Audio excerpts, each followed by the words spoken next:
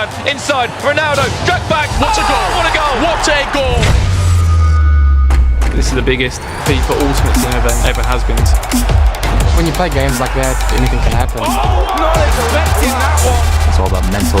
Oh, it's These are the most elite players. Gotta take your chances. starts off with a goal. And it's all about controlling the tempo. Finishes in style. It's pretty much win or go home. I'm here to win it. I'll beat anyone that's in my way. Ladies and gentlemen, welcome back to Manchester. This is the FUT 18 Champions Cup 2. Sorry, my name's Spencer. I'm delighted to be sharing the unbelievable FIFA action, in the words of a local Manchester legend, of course. If you've been watching for the last few days, you know it's been sensational. I'm very sure that's going to continue throughout today as well. We've also got a little bit of an exclusive for you. Today, we're going to be announcing some brand new Team of the Season information. Okay, so stay tuned for that. Also, if you have been watching, you may have been lucky enough to pick up some really decent Twitch rewards. So what you need to do is make sure you've linked your EA FUT account with your Twitch account to have a chance to win some of these. I know for a fact today, on a Manchester theme, we've got the likes of informed striker Aguero, we've got the likes of icon prime Rio Ferdinand, we've got 97 Team of the Year De Gea, we've even got 95 rated right wing Cristiano Ronaldo. That's his FUT birthday item, and that's obviously the position he played for Manchester United. So some top quality stuff. We've even got 5,000 mega packs, I believe, being dropped. So stay tuned, plenty of chances to find out how you can win while you watch. Let's take a look at the format for this 3-day competition here in Manchester. We'll start things off with 128 players. That's 64 per platform, and they'll all begin in the Swiss group stage. Now, you always play someone with the same record as you. If you win a game, you'll play someone else who won a game. If you lose a game, you'll play someone else who lost a game. A maximum of 7 games in the Swiss group stage, all over 2 legs. Now, the key number to get to is 4. If you can get 4 wins, you're definitely through to the knockout round. However, if you lose 4 times, you're going home. If you're lucky enough to get out into knockout rounds, you'll play in a last 16, followed by a quarter-final, a semi-final, and then the console final, where we'll crown our winner on both Xbox and PlayStation. We'll then take those 2 winners, and they'll face off in a grand final to find out who the ultimate champion is. So what happens after the Champions Cup here in Manchester? Well, this is just one of many ways you can qualify through to the next step in the Global Series, known as the playoffs. Now, if you can get to the playoffs and maybe even get out of the playoffs, you're one step closer to securing a spot in the FIFA E-World Cup Grand Final for FIFA 18. And that's where we'll be crowning the ultimate world champion of FIFA. Okay, so hopefully you guys understand how it works here in Manchester, and we've had some really interesting things that have happened over the last few days. As you'd expect with any tournament with this many high-quality players, there's been some upsets. We're going to start off by talking about one of them. We go back to the Swiss format group stage, and we look at Shells from Unilad. One of the hotly tipped UK players. This guy's been there, done that in many tournaments before, but his group stage did not go to plan. You see him against Joksan here, conceding a goal, going 1-0 down, and that was kind of the story of his Swiss format.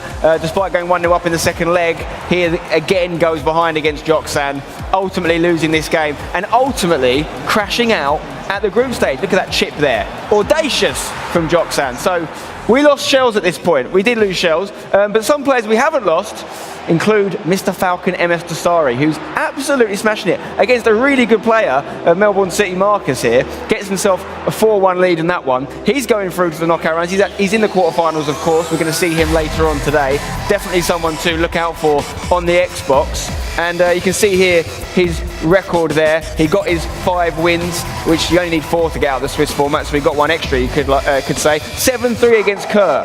That's an impressive win. 4-1 against Enrasek. That's another big win. He did lose some games towards the end of the Swiss format, but he got through. Another man that got through is Nicholas on the PlayStation, who has to be everyone's tip for the title right now.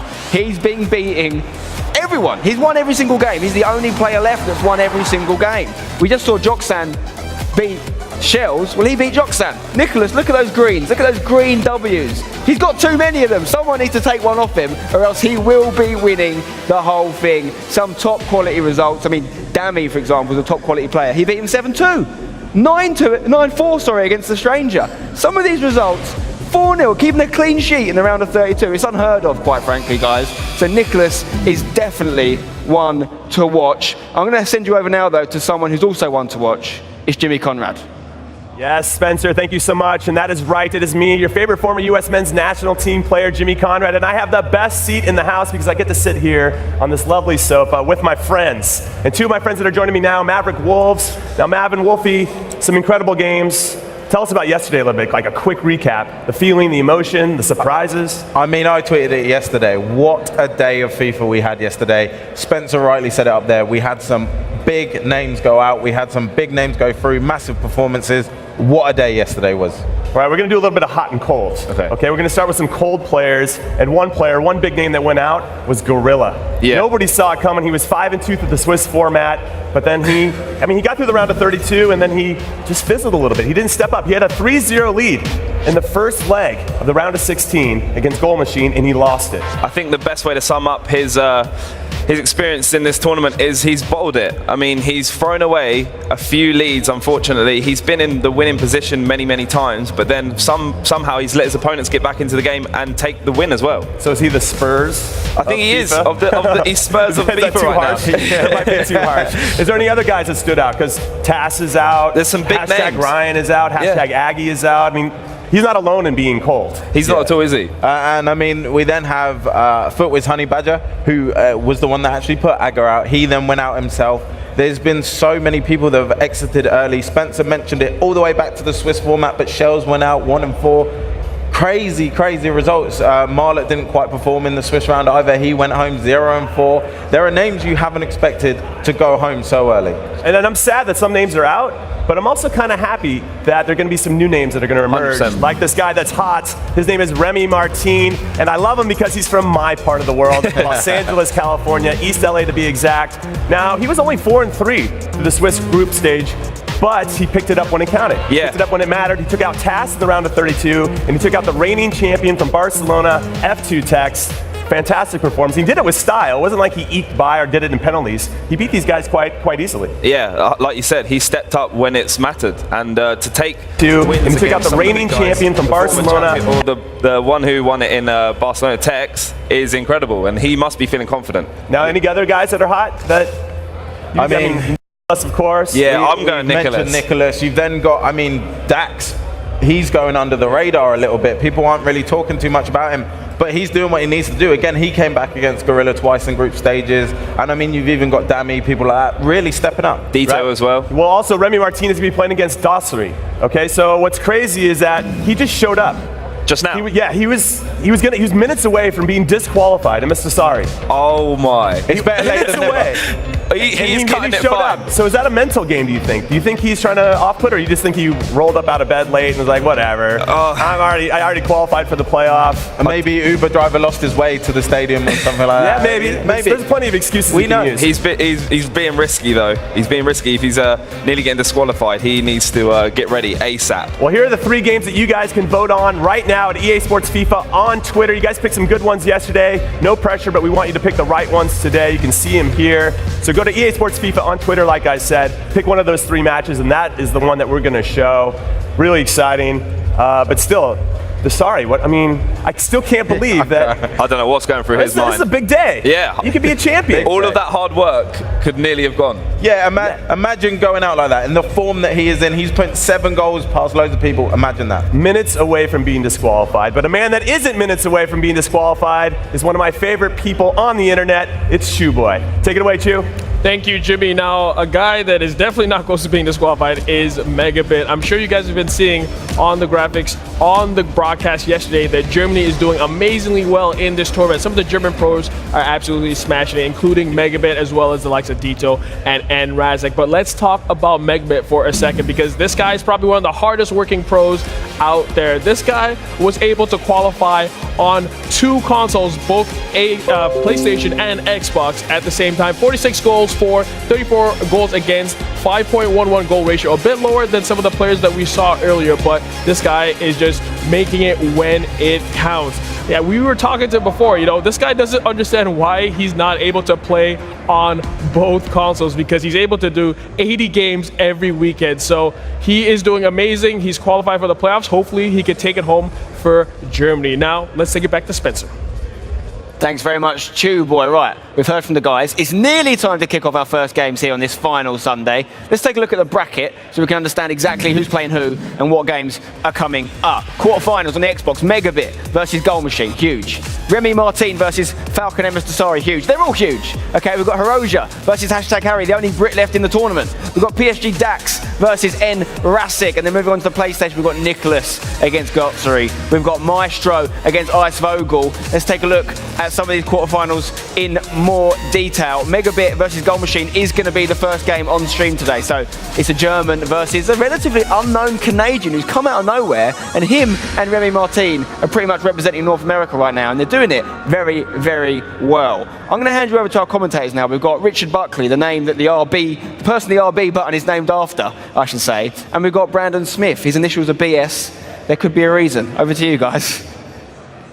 Thank you very much, Spencer. And well, that's an introduction for a Championship Sunday. I don't have to take that, but for yourself, you're named after a button on the controller. But Richard, what a day of action we saw yesterday. I know the Maverick Wolves said it as well. There was upsets, goals, surprises. For me, up there is one of the best days of a FIFA tournament I've seen so far. Oh, just upsets galore. The people crashing out of the competition. I've got a list right here. I'm going to read it out to you. These are all people who are eliminated from the competition. #Aggie, #Ryan, FaZe Tas, Gorilla, Shells, Stranger, Mo Aubameyang, Timor and Salzor. Literally, big names they have been dropping out of the competition, Richard. Big names. 10 of the best performing players over Xbox and PS4 coming into this competition. Gone.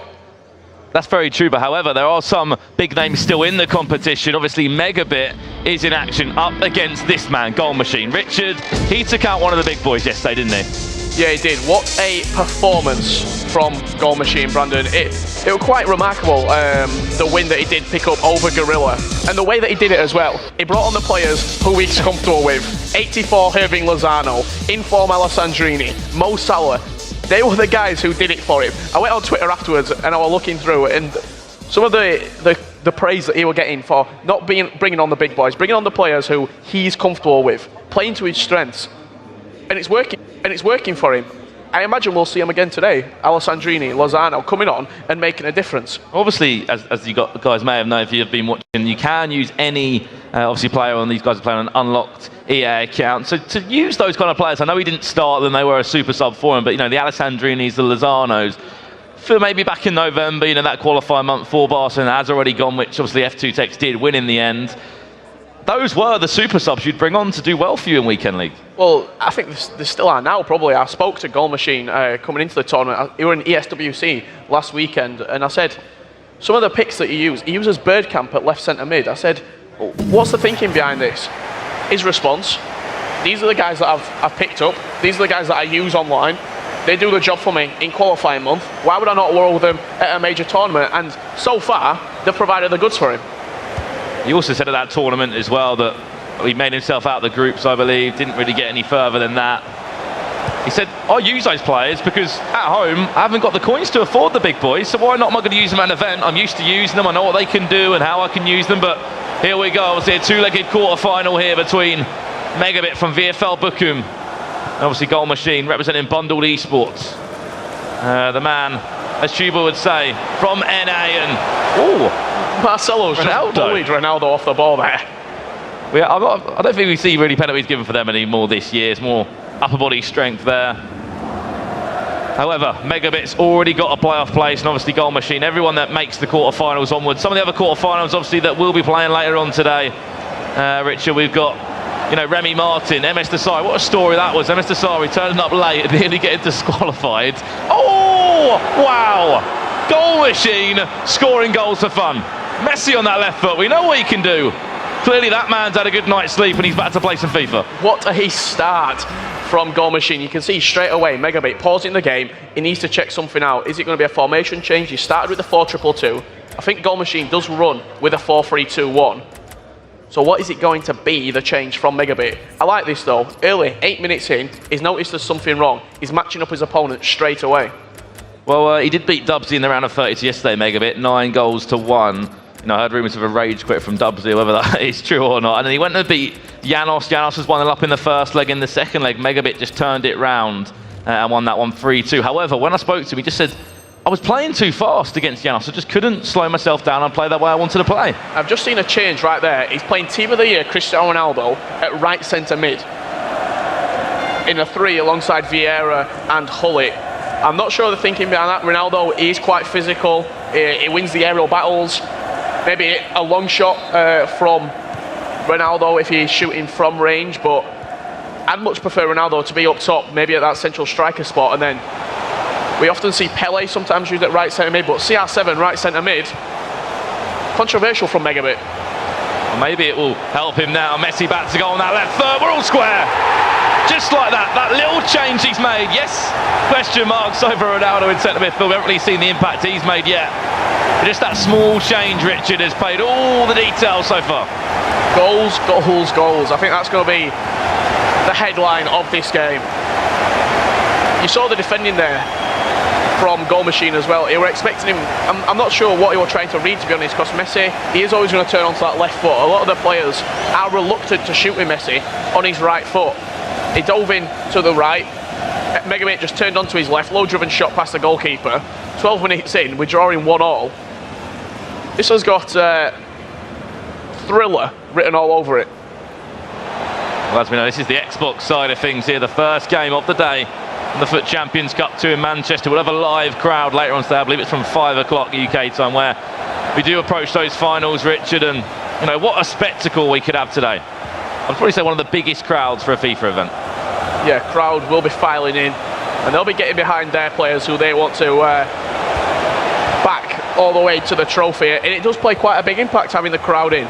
We saw it at the Ziggy battle back here last summer. Ajax Danny got through to the final, and he was a massive fan favourite against TAS when he was at #United. He did the job, Danny. I think it was because of that crowd. It's a home crowd, as you said, Richard. So, you know, looking at UK players left in the competition right now, over on the Xbox side, it's only #Harry, and that is left in there as a UK player. We'll look over to the PlayStation side in this second. Here's a chance now, Hullet into Ronaldo. He's going to try and drag it back and just cleared away by Dani Alves. You know, I'm not a big fan of Dani Alves. You'll see me maybe a little bit critical of him as we go on, and I know #Harry might even be using him. Yeah, it's one of the picks at right back. You weigh up the positives and negatives. There's not really a standout. If you're going to use Valencia, you are going to have to deal with the low jumping, so he's going to get beat at the back post cross. You're going to use Kyle Walker. He seems to be the most reliable pick. Dani Alves has the work rates. Kyle Walker's quite hard to get into the team though, because if you're going to have to surround him by icons, Maldini and then probably Vieira, I'd imagine. Back when Rio Ferdinand was the pick, it were easier to get in. And as you saw Birdcam there in the team for Goal Machine, you said he plays in an unfamiliar position there into the box. Ronaldo over the front post, flick on! Look at the space that man had as well. We know that is such an easy corner to take, but not everyone expects it. Yes, you see it a lot on Weekend League. When you come into maybe an area where it's just pros beat pros, Vieira didn't even jump up for that one. We know the stats that Team of the Year Ronaldo can contain, and Richard, what a goal. So much space for Ronaldo in the box there. You've got to think usually from the corner, what they'll do is the person defending the corner will switch onto their strongest header in the box, and they'll almost just stand on Cristiano Ronaldo. He's the danger man in the box. If you're not going to mark him, you are going to pay the price. I can confirm that #Harry is the only English player left in the competition so far. Chance for Megabit straight away. That one just takes a deflection. Maybe could have played one more pass there if we had to be critical, however.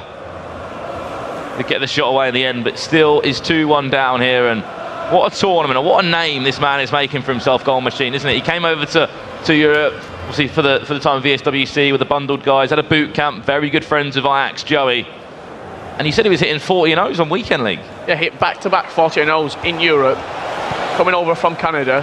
Part of that bundled esports roster as well. What bundled do, they'll analyse your game really down to the core, making sure you've got a plan A, a plan B, so you can play different formations in different areas where necessary. If you're winning, we know what to swap to. If you're losing, we know how we can get back into the game. This could be a corner routine there. He's played out to Maldini on the edge. Maybe a heavy touch from Ramos there. Not the man you probably would have put all your trust into, but now this could be a chance to counter-attack right now. Ronaldo, look at that run from Messi. Is he going to make it? No, he's not. And Valencia will have no other choice but just to recycle that one. Or from Megabit, though. He's not really handled possession that carefully in this first half. 37 minutes on the clock, and I can count 2 or 3 times where he's gave the ball away needlessly. And if you don't know Megabit, he's played a number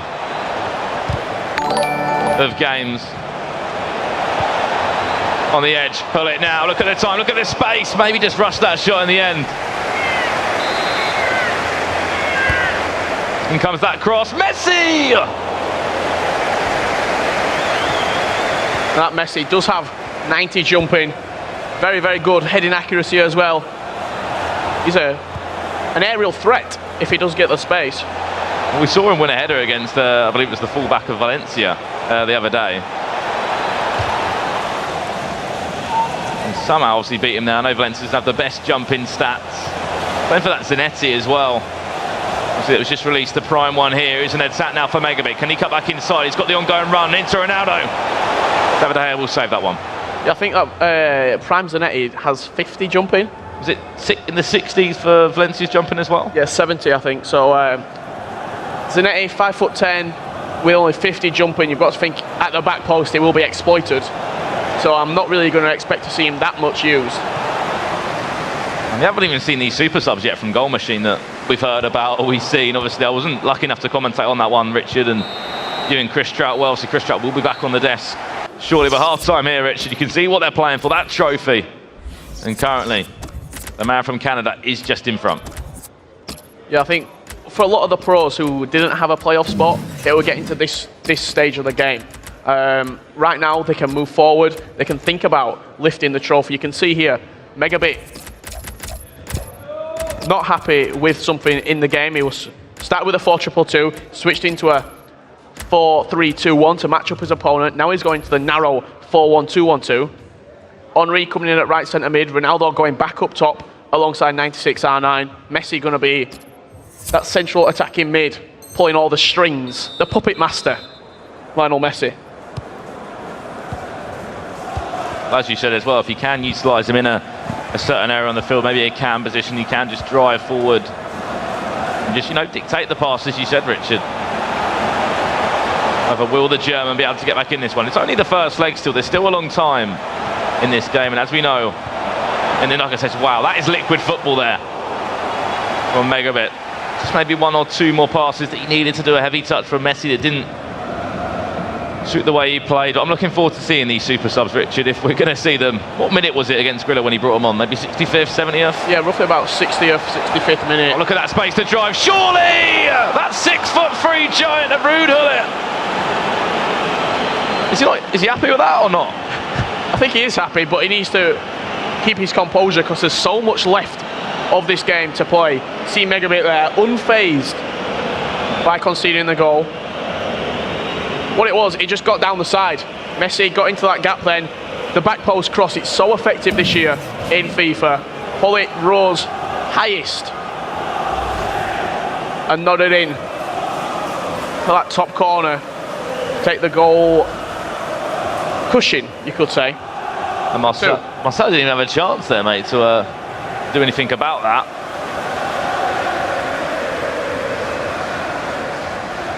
And now it's a 2-goal difference between these guys right now. Scores currently right now. I believe it's 1-0 MS Dasari, 1-0 to Nicholas up against Gotzeri. And then Maestro beating Ice Vogel. Obviously all these guys have already got a playoff place. And Ice Vogel's actually got his playoff place outside of this event. And in the ESL Championship, obviously, he was runner-up to Seaham from Red Bull Leipzig. Obviously, just one of the number of FIFA World Cup qualifiers. Also representing Team Envious at the Gfinity Elite Series through to the semi-finals, which will be played out on the 27th of this month. He'll be looking for his teammate. It's one of those as Aero. well. Yeah, it's one of those as well. Aero didn't have a great tournament. 1-4, he finished in the Swiss style form. Obviously, 4 wins, you go through 4 losses, you go out the competition. Shells was a shock exit there. Maybe just thinking his last game just wasn't going well for him. Just quit the game. Went, you know what? I haven't played well today. You know, I'm not going to play tomorrow up to round 5. And his competition was already over after day 1. Another big exit of the tournament, Stuttgart's Marlow at 0-4. Watched him over the last couple of weeks. We saw him at ESWC. Didn't have a great tournament. He came out and said the mental side of the game is just not there at the minute. This weekend, no difference.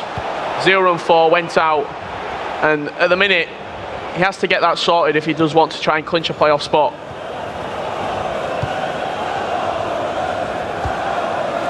At the moment, the man from Canada seems to be in full control right now. Ronaldo now, could it be worse for him? One more to the back post if he needs to. Surely a finish! And just cleared in the end. How's that not gone in, Richard, there? That was an unbelievable chance for goal machine. I thought it was an open goal. Yeah, he actually used the flare shot. Big goal machine there. Press the L2 button, LT on the Xbox. Use the normal shot, maybe a goal for a goal machine.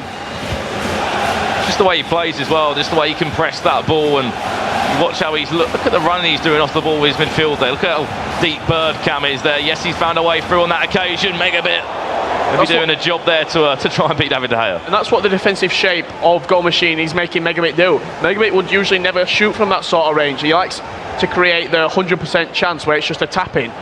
He's making him shoot from 20 yards, 25 yards because he just can't break goal machine down. His sparring partner could have probably been Ajax Joey. It's obviously a player from the US, not from Canada. Obviously players from Canada you can think of. You got Phil B, a top quality player from that region, that area. I was got to think as well, how to bundle these sports, maybe been training with some of the Ajax guys, maybe Ajax Danny, maybe Ajax Lev coming into this tournament. If he's coming up against top quality European opposition like that, he's ready for this tournament. He's coming in as an unknown, you could say. I guarantee he's not going to be unknown after this. And he's also coming as well against, as you said, practicing against European players. Wow, superb defending. Was that actually Messi that got back into defensive duty? Yes, it was. Just played that one more pass through to the keeper. Great composure from Megabit to actually play out of the defence there in a very, very tight area. There has been a pause that's been queued for a very long time for Megabit right now. Can he go and get himself a goal back before entering this second game though? One more into... just one of those, isn't it, where you don't mean to be there, but you just got there and took a deflection on it. Yeah, it might have been going in there and Vieira just got in the way. Megabit, what he's doing right now, he's putting that aggression up on his defensive tactics. He wants to push his players more forward. You can see Yashin on the bench there. I think that's the first time that we've seen it. I saw someone had Farmer on the bench. Last week we saw Begovic used by Rafsu at ESWC. He just said De Gea just wasn't doing it for him. Bring on Begovic. See if he can make a difference. He didn't really on paper. Believe it or not, he went out in the same round that he brought Begovic in.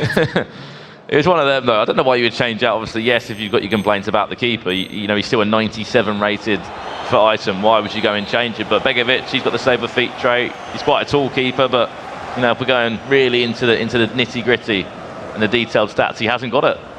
Yeah, he doesn't have the giant throw. Maybe doesn't have the flat kick as well. The stats that De Gea does possess. Oh, there's his super sub, Salah. There he is. Messi. There's that Lozano from PSV into Alessandrini. Maybe the super sub linking up. And Mo Salah with probably his 5th touch of the game. Bring on the subs and they will make a difference. You're bringing on a pace injection in the final third. When you're playing against fatigued centre-halves like that, if you're bringing on a 98 pace Salah, he will get in behind time and time again. You see there, the link-up play down the side, first time shot out of his feet, got to be asking questions of De Gea. You have to be asking questions of De Gea, and we were just in that debate about Begovic there. And Mohamed Salah, that 92, player of the month. Yeah, and he has just won back-to-back player of the month as well, so he does have a 93 available right now. Actually scaring me, Richard, and then we haven't even hit team of the season yet. You know, this man is scoring goals for fun, obviously, in real life. Links up with the team of the week, player of the month in the game of Ultimate Team, and at some point, he's just got to keep going up and up on the stats. The pace has somehow got to get better, or the in-game stats are just going to continue to rise. And what a super sub he is. Out the 3 options, obviously, Alessandrini, Lozano and Mohamed Salah. Incredible. the Alessandrini there, just holding the ball up. That's a mistake. Potentially could have got Megabit in here. What a tackle from Marcelo on the recovery. Obviously, the MLS was not that long ago. Alessandrini would have been in full force then for a number of players. Same with Idavise, maybe with Lozano. Here's a chance again to strike. Oh, nearly.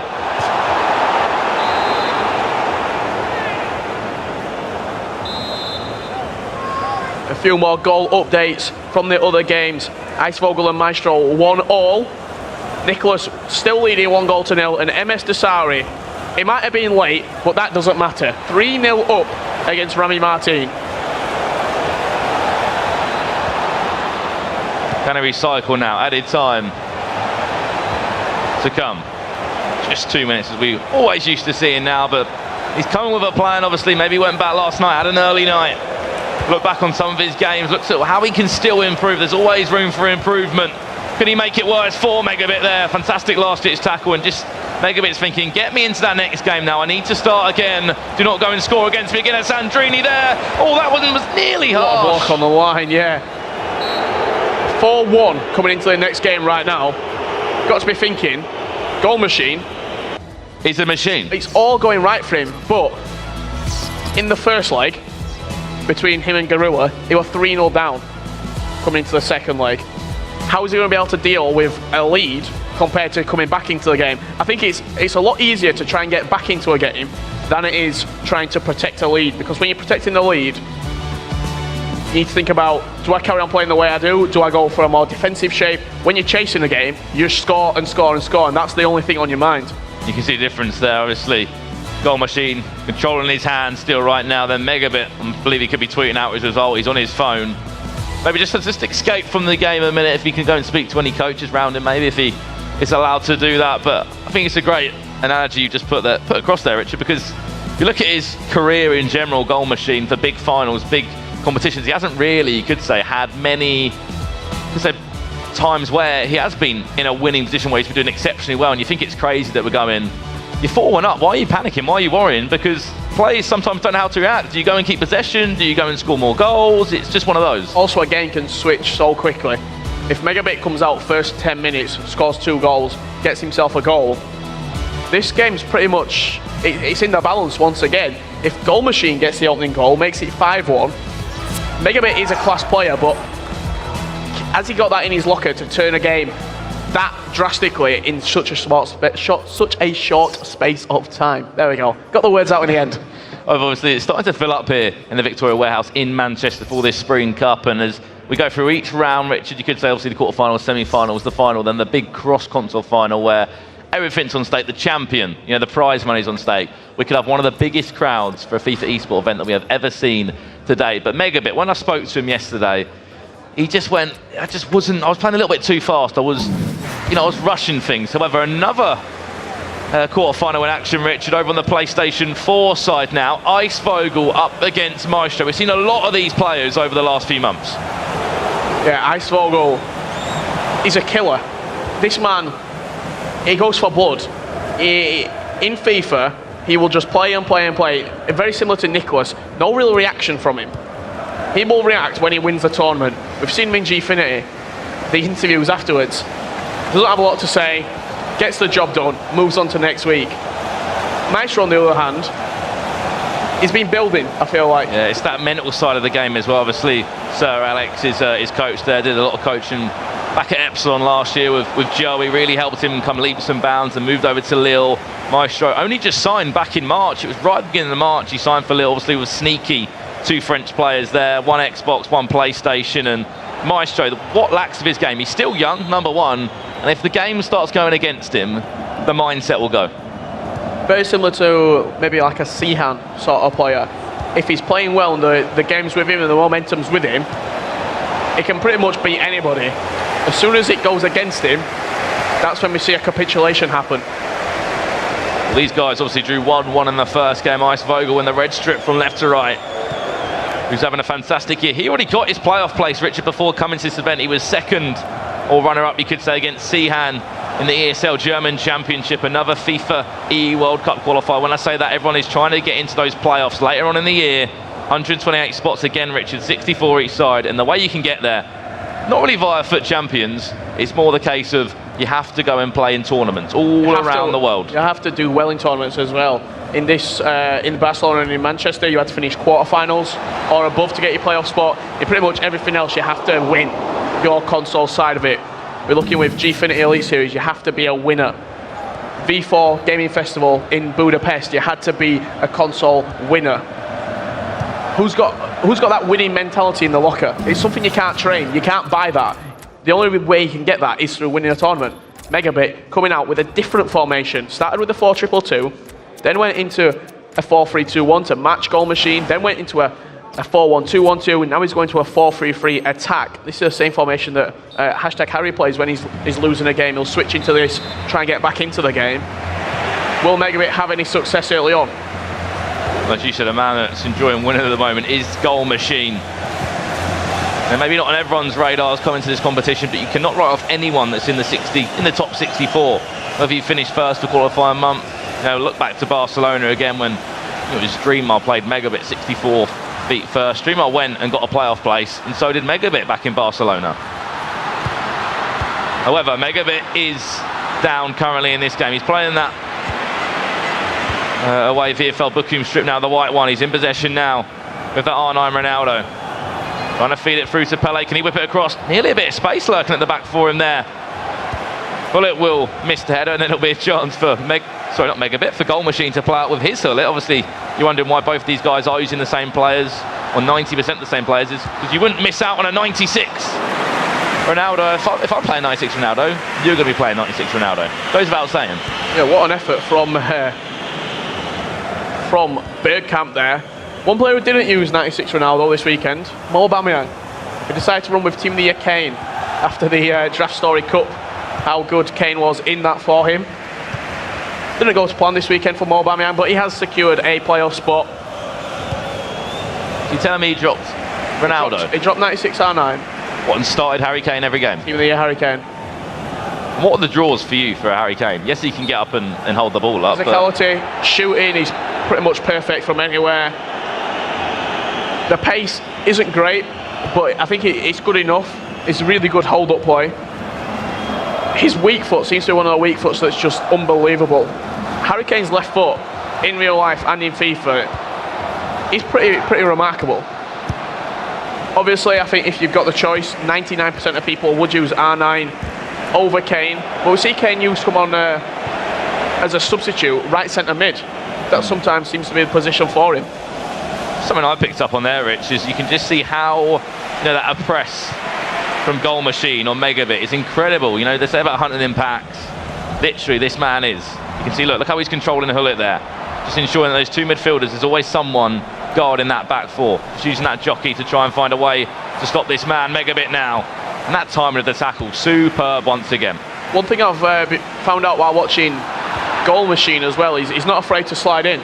He's not afraid to dive in with a slide tackle and try and nip the ball back to get in front of the attacker.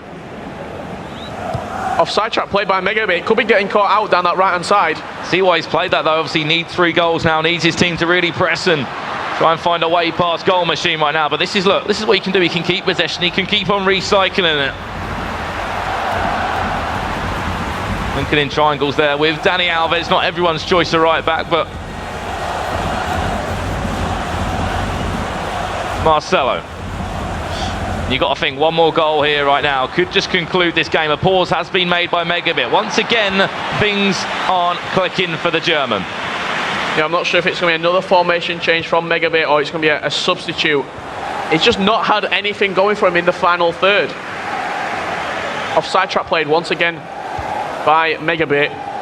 Trying to squeeze up and trying to play a high press, but when you do that, there's a good chance that you will get caught out at the back. It's all about the timing on it. We can talk about it as much as we want, but it's true. You can get caught out of it, or it can work really well for you. Where you'll get to practice that is when they play Pro Beat Pro games, obviously coming into a tournament on your FUT Champions, maybe against a lesser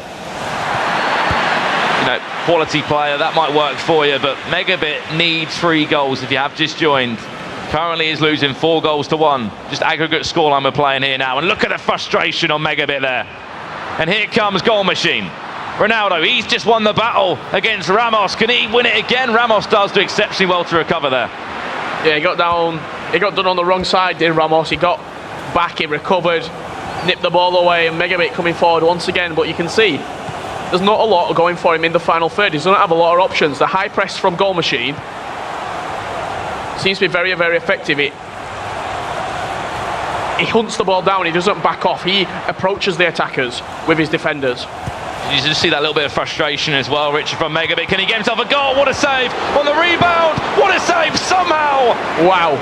Off the feet of David De Gea, and all he can do is just parry that one over the bar. It's one of those, Richard, you have no control over it, but that is what the in-game stats can possess. And straight away, we're not messing about now. Is he playing free at the back? Yes, he is. 3-4-2-1, sorry. Yeah, switching. This is pretty much the formation that a lot of pros will switch to if they need to get back into the game. That back three of Valencia, Ferdinand and Ramos. He's got Maldini on the bench. I wouldn't be surprised to see Maldini come on for Antonio Valencia potentially. Try and strengthen up that back three. And then going forward, Pele, Ronaldo, Messi, Marcelo, Hully and Vieira all flying forward. I think what he's trying to do is try and get a goal before half-time. Give himself a little bit of, at least a glimmer of hope to get back into this game. If you are just joining, he is losing 4-1 on aggregate. Well, he's got himself a corner now, Rich. He's going to recycle on the edge of the box. Do not be hitting that with Rio Ferdinand. Very good choice there. Pele, touch inside. Hullet, can he get goal? Very well played. Penalty referee. Offside. Wow, offside in the end there. De Gea's been clutch for Goal Machine so far in this game. 35 minutes gone and just seems to be doing everything right, does David De Gea. We often say in tournaments your goalkeeper has to have a good game if you do want to go all the way, and right now De Gea's not put a foot wrong.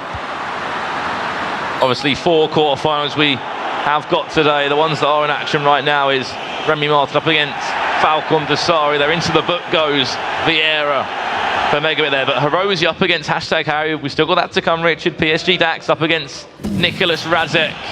Razek's already got, or both these players have already got their playoff place, so I keep reflecting back to Barcelona here, where Razek, you know, he got beaten by DH Tex, or F2 Tex now, and he's already got his playoff place there, so it isn't, you know, that's a mistake. That's a mistake. That much different for us to see these players hitting playoff areas again, because they clearly were good enough in Barcelona. They've come back again even better in Manchester now, and well played Goal Machine. Look at that tight area, and he's just got himself out of it. Look at Megabit.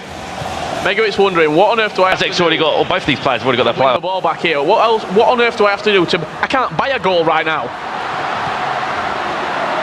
Here comes Goal Machine now, and that finesse! He's My opponent gets one chance and he scores. What do I have to do to get back into this game? Incredible goal for that man. Obviously, Goal Machine playing in that blue strip there. Megabit, you know he's wearing the blue shirt now, but he's playing in the white away strip, but it's even worse for him now. He is behind by 4 goals on aggregate. 5-1 the score is, and surely that free at the back, he had to make the change. I completely understand it, but it's left him a little bit worse for wear right now. Yeah, Goal Machine in that Schalke kit, leading 1-0 in this game, 5-1 on aggregate, and he's wearing the white kit. Will Megabit be waving the white flag? That is what you have to say right now. Well, he needs something special. He needs a goal before half-time, and that left foot of Messi, that one's blocked. It's going to be recycled just to the edge of the box now. Hullet hits it. You've got the stats. He's won himself a corner. Goes left, goes right, tries to open up on a shot. Maldini will stand strong, and sometimes when you've just got that team, everyone wants it and a chance to counter-act Tal and potentially end this game now. Stay composed and you'll get through off the post. That was a chance to kill the game, in my opinion. 6-1, that's a scoreline that you're not coming back from. Megabit right now, what does he have to do? He's had chances, he's been very unlucky in this game so far. The one that got off the bar, the deflection, he's had a couple of chances that have been last-ditch tackles as well, whether it be Maldini or Sergio Ramos on the line for Goal Machine. Megabit, you can see changes are being made there in the custom tactics. He's switched into a 3-4-2-1. What else does he have to do to get back into this game? Maybe make a change, make a substitute. Just do something to try and rejuvenate this game, because at the minute, trailing 5-1. And what I love about this man at the moment, he's just, he's still so calm, composed right now. I believe there's a number of other games we will potentially be jumping into. I'm hearing a 2-2 over between Maestro and Ice Vogel, the German, up against the French player over there. However, here, it's just all one-way traffic at the moment for Goal Machine, and we've just kicked off this second half. Substitutes are coming on. Ronaldinho and Neymar for Megabit, trying to just give him something to get back into this game. A little bit of pace, maybe a pace injection on the wings, but once again, Goal Machine in down the line. R9 on this occasion. Oh, rainbow flick. Just speaks confidence to this man. Oh, nearly. Wow. When you're playing that well, you've been able to pull off skill moves like that, and nearly a spectacular goal. Just Megabit there. He's really under the cosh at the moment. He just doesn't know how to get himself out of this situation. It was probably the first time that these two ever matched up against each other, I imagine. Megabit. It's a bit negative there. I know he's trying to recycle the ball, but just drive, whip it across the box, find a back post runner, and look at the space in behind. I know he's playing free at the back right now. Can Goal Machine exploit this? Or will it be smart and will he try and recycle the ball there? Yeah, very solid play from Goal Machine. Look at Messi in behind. It's Ronaldo. open. Can he get there? Just not enough on the little dink over the top.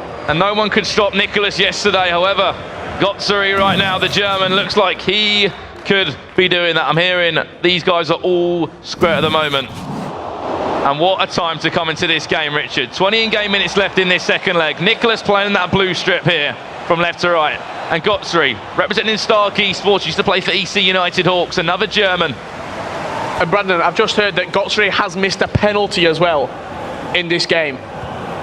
So he should be leading right now. He's missed a penalty. 2-2 the scoreline on aggregate. 20 minutes left. I don't think a lot of people would have predicted this. Also a player that maybe hasn't been on the big stage yet. However, he was part of that FIFA Interactive World Cup qualifier last year in Munich. Didn't get himself out there, but still to be represented. And I think he got through to the final, if I remember correctly. Well, he does deserve some character though, Rich. He was 1-0 down in that first game against Nicholas. To pull himself back up against a very good player. Is he onside? Yes, he is. Trying to find that ball. Do not give a penalty. Oh no! That looks harsh. That is very harsh. Just turn around. You can see Gotsu right there now. Hands on his head. Ref, I've not touched him. I've not pressed anything. Let's have a look at the replay. Rio Ferdinand on R9. He's just ran into him. And now this is where you have to stand up and be counted right now. Penalty for Nicholas. David De Gea, be big, make a save, pick away. Or will Nicholas get in front at a perfect time right now? Ronaldo steps up. It's saved. Rebound. Rebound. It's in. And Gotzuri there just can't believe his eyes. He saved the original penalty and literally just couldn't do anything about the rebound there. And I think Nicholas just feels a little bit sorry for him. They say when your luck's in, your luck is very, very much in. Nicholas, everything seems to be going for him. Gotzuri's missed a penalty in this game. Nicholas missed a penalty, followed up on the rebound with only 13 minutes left in this game. Will Nicholas scrape through to the semi-finals? And we don't even need to really go back on this. Nicholas is still unbeaten in the competition, Rich. Looking at some of his record here, he beat Sian after round 7. He beat Yoksan, and then in the Swiss-style format, he was knocking out players like Dito, Marv, Dami, Stranger. And I spoke to Dito this morning, representing Manchester City. Dito said, I asked him, are you confident? He was like, yeah, well, I said, who do you think is going to win the Xbox side? He said, there's no real favourite. I said, on the PS, do you think yourself? He went, oh, no. Nicholas is the favourite on the PS4. He thinks if your opposition saying that, you cannot be saying that. If your opposition says that Nicholas is going to win the tournament, that shows how good this player is playing right now. I'm just going to look at the bracket now to see if these guys have got any chance of matching up before the final of the year. I don't think they will, which literally will be the console final if they do, because Nicholas is at the top half of the bracket here, and then you've got Dito right at the bottom up against Dami. So that'll be an interesting one, but come on Gotzuri, pull this one out the bag now and put on a show for a number of German players that have been knocked out of the competition but will be supporting that man. And I'm sure Janos will be around here somewhere. He went up the competition of a very good friends with Nicholas. We know what Nicholas can do. We know what this man can possess from Argentina. Just over 10 in-game minutes. Vieira tried to find a ball for him. It's just those simple 5-yard passes in a really high-pressured situation. You do tend to panic. Nicholas just going to keep the ball right now. Try and pull out the defenders of Gotsuri and then capitalise on the defensive frailties as he comes forward.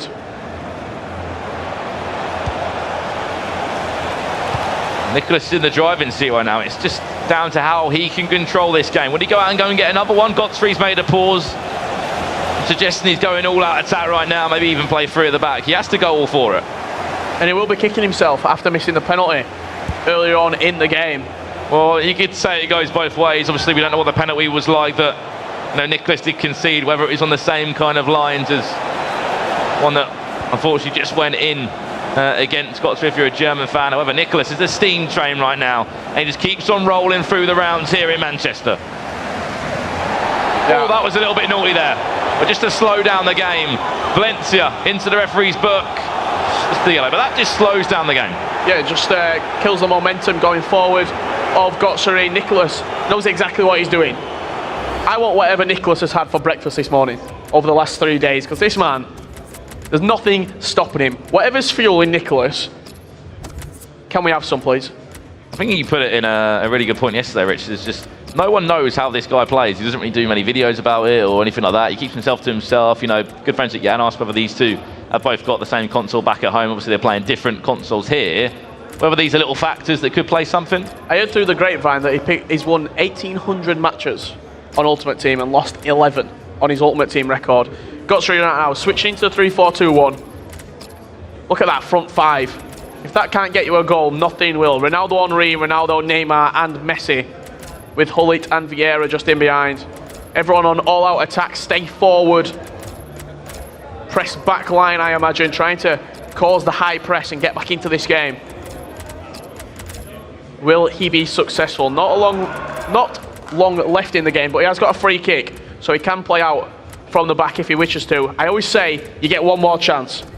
Gotsuri has to take it. Aggression to 100. I like this as well. He has to go out for it now. Remember, this is a German way of playing. Pressure is up. The team pressing will be there as well, and I think that's the build-up play, or the speed is very high as well. At least you have to be in your face of Nicholas. Press the ball down and go and get yourself a goal to send this to extra time. What a comeback this should be right now. We just hear a massive shout behind us. Icevogel leads 4-2 against Maestro. Icevogel 4-2 up. Wow. All-out attack from Gotsuri. Will he be able to fashion one more opportunity against Nicholas and take us to extra time? Not like that. First of all, Richard, he needs to keep possession. Goes without saying, well played there. He's won it back there. Nicholas just stands strong now and defend. He's rushing the passes though, Gotsuri in. He knows Nicholas will be happy with that. He knows it's a high pressure situation, and he's just rushed the 2 opportunities he did get, the 2 passes. That ball is going to go out, and Nicholas has it exactly where he wants it right now, in that corner. However, Richard, 3 added minutes of time, whether that's going to play any kind of factor here right now. Just don't give away the ball, Nicholas, and you've got yourself a place in the semi-finals. The first man in there. The question is, who will he be facing? Played long into CR7. It looks like it will be Icevogel at this moment in time. Congratulations to Nicholas. A strong performance from that man, Gotsuri. He's going to have to think back now. That penalty's going to haunt him. The one obviously he saved, he couldn't really do too much about that, but the one he missed, the one that he did miss there, and it's going to look like, I'm waiting to be the other game confirmed there, Icevogel is just in front. 4-3 actually, in fact, so Maestro's only a goal behind. But back to this game right now, the one that we were following earlier on. This one looks like it's going to be concluded. Goal Machine taking big names here in Manchester. He beat Gorilla, and now he's about to take down Megabit, the German machine. Going into the semi-final. What is going to stop this man? What's going to derail him? So at the minute, it looks pretty much perfect. Oh, maybe a little bit too late. However, I doubt mathematically the game will run on for this much longer, sorry. However, it is a goal. 5-4 the score. I think it is maybe just a little bit too little too late for Megabit. I highly doubt he'll get another touch of the ball. Goal Machine will probably just recycle it back to his defenders. Maybe switch the play. Megabit on all-out attack. Will he get one more chance? I doubt he will. You can just see there, just the offside pressure. trap. And there we go. Congratulations to Goal Machine. He will be in the semi-final as well. And what, we talk about players hitting their peak at the right time. This man right now is incredible. ESWC maybe didn't win the competition, but that is the practice you need. A qualifier going to an even bigger qualifier here in Manchester. And I often talk about players maybe playing their best game of the tournament before the final or before the semi-final. And we thought maybe that performance was against Gorilla yesterday. Yep. 3-0 down, comes back, wins 5-4 on aggregate. He's just shown he's got a lot more in the locker. He's got a lot more in the tank, you could say. He just beat Megabit 5-4 again. He loves a 5-4, this Goal Machine. And he loves scoring goals as well. His game attack speaks for the way he plays. Just scores goals after goal. Obviously, it was Megabit in that white strip then. There was a little bit of hope in some periods for him. Exceptionally well there to get that one away, but when Goal Machine got his chance in the blue, it was incredible. But how difficult is it, Richard? You beat Gorilla yesterday, you were saying. You go home, you go and sleep, you have to go and reflect, and maybe you have to worry. Is that something that's going to play a factor? Yeah, it might play a factor for him going further on in the tournament. But looking forward, he's got a semi-final coming up. The rest of the quarterfinals will be rolling up after this very short break.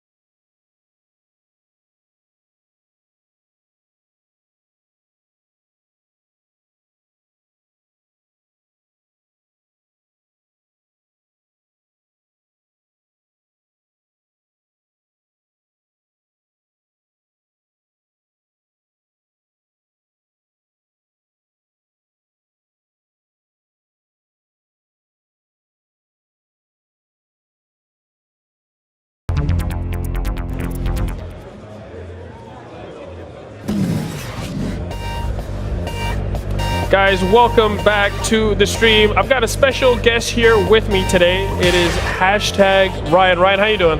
Yeah, I'm not too bad, thanks. How about yourself? Well, I mean, we saw some insane matches, so I'm a bit hyped. It's been a crazy day. I mean, we just saw Dasari move on to the next round. We also saw Goal Machine move on to the next round. And I mean, you said, I was talking to you earlier about, we had a day break, and then you got to come back in the morning and play another game. How do you keep that mentality up about getting into the next round on a new day? It's difficult because, let's take Remy Martin, for instance. He was playing fantastic yesterday. Maybe today he lost a bit of momentum going into that game against Dasari, so maybe it was harder for him to pick that back up against someone of that quality who's able to play at that high level. So maybe it did have an effect, but it's hard to say. So Dasari, we all know, almost missed out on his matches by being a bit late, but he made it in time, and for good reason, because these are his highlights from that match against Remy Martin. Of course, Remy Martin from LA was unlucky here. He gets a corner. I mean, how do you defend those? I think it's best to bring a man towards the front post to try and defend the header. And as you can see, a penalty you can't really do anything about. But against someone like Dasari, if he takes the lead, it's going to be hard to get back in the game, especially 3-0 in the first leg. And Dasari finishes it off 3-0 with a Ronaldo low-driven shot. Now, how do you beat someone like Dasari? Because he looks unbeatable to me. Yeah, he's playing at an unbelievable level throughout the whole tournament. I believe he's definitely one of the favourites on Xbox, maybe even to win the whole thing. And I think if he carries on playing this way, arguably on paper people may think him and Nicola might reach the final, so that would be a great game. Now we see Dasari here. He's 4-1 up on Remy Martin for the US. Low-driven shot to the front post. And, I mean, he's moving on. Him and Nicholas, who would you pick? I know you're a big Nicholas fan. You were talking to me before. You're a huge Nicholas fan. Can you see the two of them reaching the final and facing off? I think it's definitely possible with the way Dasari's playing. And it's too tough to call a winner. Anything can happen in that game. Anything. I think it'll be close, though, definitely. I can imagine the insane matchup that would happen if those two showed up against each other. Let's see what Jimmy has to say about the matches that we've seen so far. Thank you, Chu, and thank you, Ryan. Dynamite analysis. Now here on the couch, I've got some special guests. Got Zwebeck, thank you for joining us, and Mike LaBelle from the New York Red Bulls. And I got Spencer Owen here on the ground, and he's sitting on the ground because we made a bet at the beginning of all of this, and that bet was who's going to get farther. And I picked Nicolas because I'm really smart. And you picked who? Who was it again? Gorilla. Gorilla, that's right, Gorilla. I mean, you picked a good horse there, but he fell short. I mean, I'm a man of my word. So now you're sitting on the ground. So now, come on, look at this couch. Look at this couch. Anyway, he's got to sit here. He's got to be my peasant for a little bit. And I appreciate that, Sven. Right. I've got a cushion. Yeah, maybe you'll kiss my hand by the end of this. Okay, now, before we get started, let's talk about Goal Machine before we move forward, actually, to the next match. Canadian representative, so I think we can sit here and say one of these things is not like the other. And that's Spencer, because you're from the UK, the rest of us from North America. Yeah, you comfortable? How's everything going? Spencer, reach back. Oh, there we go. Okay. Goal Machine has been killing it, but he's been doing it in a non-traditional way. Run me through some of the players that he's been using, because it's incredible. So Goal Machine has been using kind of the online super sub beast, the Lozanos, the Salas, the Alessandrinis, and I think he's using those players based on comfort. Maybe he doesn't have some of the higher rated guys who have access to anyone you'd like to use in your squad at this event, and he's going with who he practiced with. Okay, but you get to this tournament, Sway, and are you going to really go with those guys? But it's proven to be true. He's actually using Danny Alves at right back as well. Nobody uses Danny Alves. It's like you said. I think it's a comfort level. If you're comfortable with a certain player, I think you go with him. Lozano, I mean, he's just a broken card. He just gets it done on every level. So not surprising to me, but again, it's 100% a comfort level thing. You're getting some inside scoop here. Irving Lozano is a broken card. He does it for everybody in every single way. I'm going to put him on my team. I didn't know that, so thank you for that. Now, Spen, you've been watching a ton of these games. Yep. Goal Machine, pretty surprising for you, all things considered? He's come out of nowhere. Yeah, totally. He could be the Cinderella story that Tex was in Barcelona. He's got a tough game coming up, of course. But yeah, great for Canada as well, right? I mean, obviously we had formerly known as Filthy P. Can't remember what name he goes by now. Phil B. 94 underscore. He's cleaned up. Toronto FC. But he's obviously another Canadian player, but representing the guys. But yeah, it's not going to be easy for Goal Machine, but if he does it, it will be one of the stories of this year for sure. Yeah, especially coming in using a couple players that you just don't see with the Dani Alves. He also starts Bird Camp, which I have not seen anyone else use at any level or capacity in this event or at this event.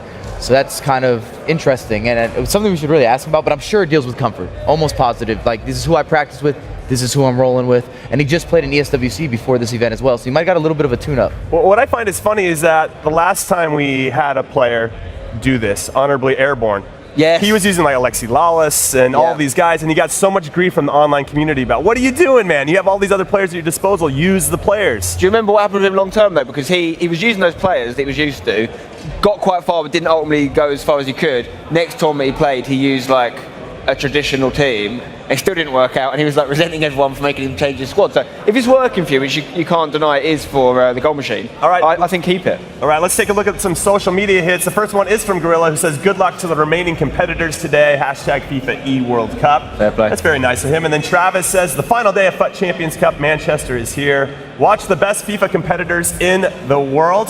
And there's a link there. And then from hashtag Harry, or no, this is from FTFC Esports. Hashtag Aries in action for the FIFA E World Cup quarterfinals against Hiroshia. Our money's on Harry. Interesting. The only hashtag player left in the competition. Yeah. I'm sure your money's on Harry as well. And part of the reason is the only hashtag player left is because Hiroshia knocked out Ryan. So it's a chance for Harry to get revenge. Or he's just taking hashtag scouts. Or he's taking hashtag scouts. You think he's going to hashtag it after he beats Harry too? God, let's not even talk about it. But yeah, it's a big opportunity. Harry also flying the flag for England now. He's the last English player left. Yep, and here are the results for you guys. We gave you the opportunity to vote at EA Sports FIFA on Twitter. We put up a poll, and the winner is, by a clear margin, Hiroshia versus hashtag Harry. Now there's some other great matchups there as well. We'll keep you updated on those, of course. But yes, so we're going to see Harry versus Hiroshia. Mike, you've watched both of these competitors throughout this event. Who do you like in this one? I want to see Harry get this W. Harry's my guy, but it's going to depend on how the match flows. Who dictates the pace? Because Harry wants to play fast, and Hiroshia wants to play slow. So I think Hiroshia has a big advantage if he's able to play that possession style and slow down the game. We saw him dominate Kurt in possession. I think he had 72% in one of those matches, which is incredible. You're not going to win games. And then on the other end, like I said, if Harry can speed it up, fast pace, a lot of goals, that's definitely to his advantage. And then, Zway, how frustrating is it when an opponent has that much possession? I mean, what do you do? How do you counter that? You want to get the ball back, but you also want to be careful. You got to be really careful in that situation. So I think you got to make the best of your chances. You got to be clinical. And just keep your head in the game. And a lot of these guys are ice cold. Yeah, you got to get Irving Lozano in your team, apparently, right? Absolutely. That's the way to go. You want to get Irving, you want to get Schweinsteiger at CDM? I'm going to go with Harry. You know, I've known him for a long time. I got to get to know Hiroshia better. It's more of a personal vibe here. Here, take a look at the bracket. Down at the bottom, it's Hiroshia versus hashtag Harry, and the winner is going to play against PSG Dax, who's been quietly very good throughout this tournament, and Resik. I didn't say that right, and Rasik. But I love both of those players, and they're going to have a tough challenge no matter who goes through. Now for you, Hiroshia versus hashtag Harry. Try to be unbiased here if you can. No, so here's the thing, right? Harry, throughout this tournament, has, I think, 3 times gone really far behind really quickly. 2-0, 3-0, and obviously so far he's come back in that. That needs to not happen against Hiroshia, because if Hiroshia gets a 2 or 3 goal lead, as Mike's pointed out, so good in possession, he's just going to sit on that. So it's really important Harry has a good start. If he does, I think he's good enough. I think he's in the form of his life. But Hiroshia is unbelievable results, so it's going to be tight what happens, but I'm going to tip Harry. Well, fun fact about hashtag Harry, we had a pickup game 2 nights ago, and he was the only hashtag member that participated in that, and guess who's still through? You got to have that good energy. That momentum takes you through. He gets to relieve some stress out on the field, and then he plays well when he's got the sticks in his hand. That was partly because I told none of them to play, and he ignored me. He's the only one that didn't listen. We like that attitude about him, and we like the attitude of our 2 casters who are going to take over from here. Take it away, guys. Thank you very much, Jimmy, and the guys on the couch. You heard it there. It's going to be an interesting game, this one. Obviously, hashtag Harry up against Hiroshia from Team Millennium. A possession play, obviously the Frenchman, Millennium there. And then you've got Harry as well, for me, who you could say is having one of the best tournaments he's had for a long time. You know, we look at Gfinity, ESWC. Didn't hit the levels he would have wanted to. Now this is his chance. He's already got the playoff place. He's just playing for prize money, really. Absolutely. There's no real pressure on him. And I think having that break from yesterday to come in today will really give him that edge over some of his opponents, the chance to go back and watch some of the VODs from yesterday, check out how his opponents might play, and give him kind of a leg up and a bit of a tactical prowess coming into today. He obviously knows how well he can play, and he's finally showing it on one of the biggest stages of them all. And he's spoken a bit to me about his gameplay and how he is experimenting with slowing down the pace of the game and making sure that he picks the correct pass out, which I think that in some of the previous matches, maybe in like the Gfinity Elite Series, he's been rushing his play a bit more. Maybe that's just the style of the best of one rather than the two-leg affair that we have in this tournament. But he's just slowed it down and thought a bit more about how he's going to tactically approach his attacks, and it seems to be working out because he's obviously in the quarterfinals. Which I love about this as well is that, you know, looking at some of the results he's had in the competition, he had to play against his own teammate, #Ryan. He beat him 4-3. You know, he hasn't had the easiest of runs. He lost to MS Dasari in there. He played Senator Bone right in the first round. Then he had to play against that man again to get a playoff spot. He says he's put it on Twitter, I've been getting a lot of hassle off Brazilians saying I'm not a good player, and that game meant a lot to him. And of course, Chris, he got himself that playoff place that everyone is fighting for. Absolutely. As we get into the game, it'll be interesting to see if he can go one step further. He's obviously got the pedigree to be able to do it. He's playing fine FIFA, so there's no reason he couldn't go on and potentially secure himself some more money and an even higher spot in the competition. Could be an early start for him to the back post, ball across, anyone there lurking for it, chance for Kante, what a save, David De Gea. But early pressure from Harry here, he is not messing about, early night last night. Pouncing on that ball like a tiger, maybe should have gone for the near post finish with Kante, potentially do a low driven shot, hit it with the laces, might have been able to beat David De Gea and get an early goal out and relieve some of the pressure, settle things down a little bit for him. But unfortunately, it still remains 0-0. Don't get me wrong, he has got the stats, Kante, Chris, but if you could have the choice, obviously you'd rather have Ronaldo in that kind of area, wouldn't you, there? And someone that could be a little bit more clinical, but Araujo, on the other hand, a really good player as well. He did exceptionally well just to get himself through to this stage in the tournament. It's been now upsetting a few players in this tournament. Obviously, it's hard to suffer a defeat, and he's been beating some very big names out there. And it's a fine tournament for him. Great display to get to this stage of the competition. How does he handle the pressure going forward in this one? Are there any names that stand out for you in the competition that he's faced up against? Yeah, well, obviously, he did take a beating against TAS. He went out the competition. He lost to F2 Tex as well. Janos, those were his 3 losses. However, he beat a fellow player in Ryan, 9 goals to 5. He only got through with 4 goals to 3. Of course, that is the minimum. You need 4 wins to get through to the knockout stages. And then when he got to the knockout stages, he played #Ryan, beat him, had to play Kurt. No easy game at all, as we know. That man, says he's the best in the world. Unfortunately, didn't get through, though. And now this is where he finds himself up against another #United player. It's really interesting because Kurt had a phenomenal start to the tournament, was undefeated until he came up against Araujo, I think, or maybe he lost once. Yes, he did lose once in the Swiss-style format. And you look at some of the names on this sheet that Araujo's actually come up against, and I wouldn't say they're, you know, the top-tier level of players, but there's some big names in there who are batting about, and to see him get so far in the competition and beat a player like Kurt, who, again, Kurt has also beaten a few of these players on the sheet, such as F2 Tex. It's really quite surprising, but it also goes to show you just have to turn up when it matters. You don't have to have an impressive tournament where you know you go 7-0 in that Swiss-style format. It's about the knockout stages and how far you get there. If you can get yourself to the dance, as Richard likes to say, it's all up to you from there. You do the tango, you could get a 10 from the judges, or you could, you know, flop. Fall on your face. I don't know. And linking back to that, he did, you know, you could say he flopped in Barcelona. He had to win a 2-legged game, Chris, to get himself those playoffs. He lost to Dreamer, obviously, who plays for now. He got himself that playoff place. And then he got back in that position. Obviously, it's so hard in that mental side of things. He's thinking, I've lost this game before in Barcelona. However, he beat past that mental block, won against Kurt, 5-1, and now he finds himself in the quarterfinals right now. It's very tough when you come into the knockout stages, maybe with a group record that isn't quite as pearly white as some of the other guys you're coming up against, especially with someone like Kurt. And it can get a little bit in your head thinking, oh, I'm coming up against an amazing player in fine form. I've got a mountain of a task to do. And it puts a bit of pressure on, and it can be difficult to overcome that mountain of a task. But doesn't seem to have phased Araujo here. He came into the knockout stages, put on a fine display, a very convincing one at that. And he's been justly rewarded.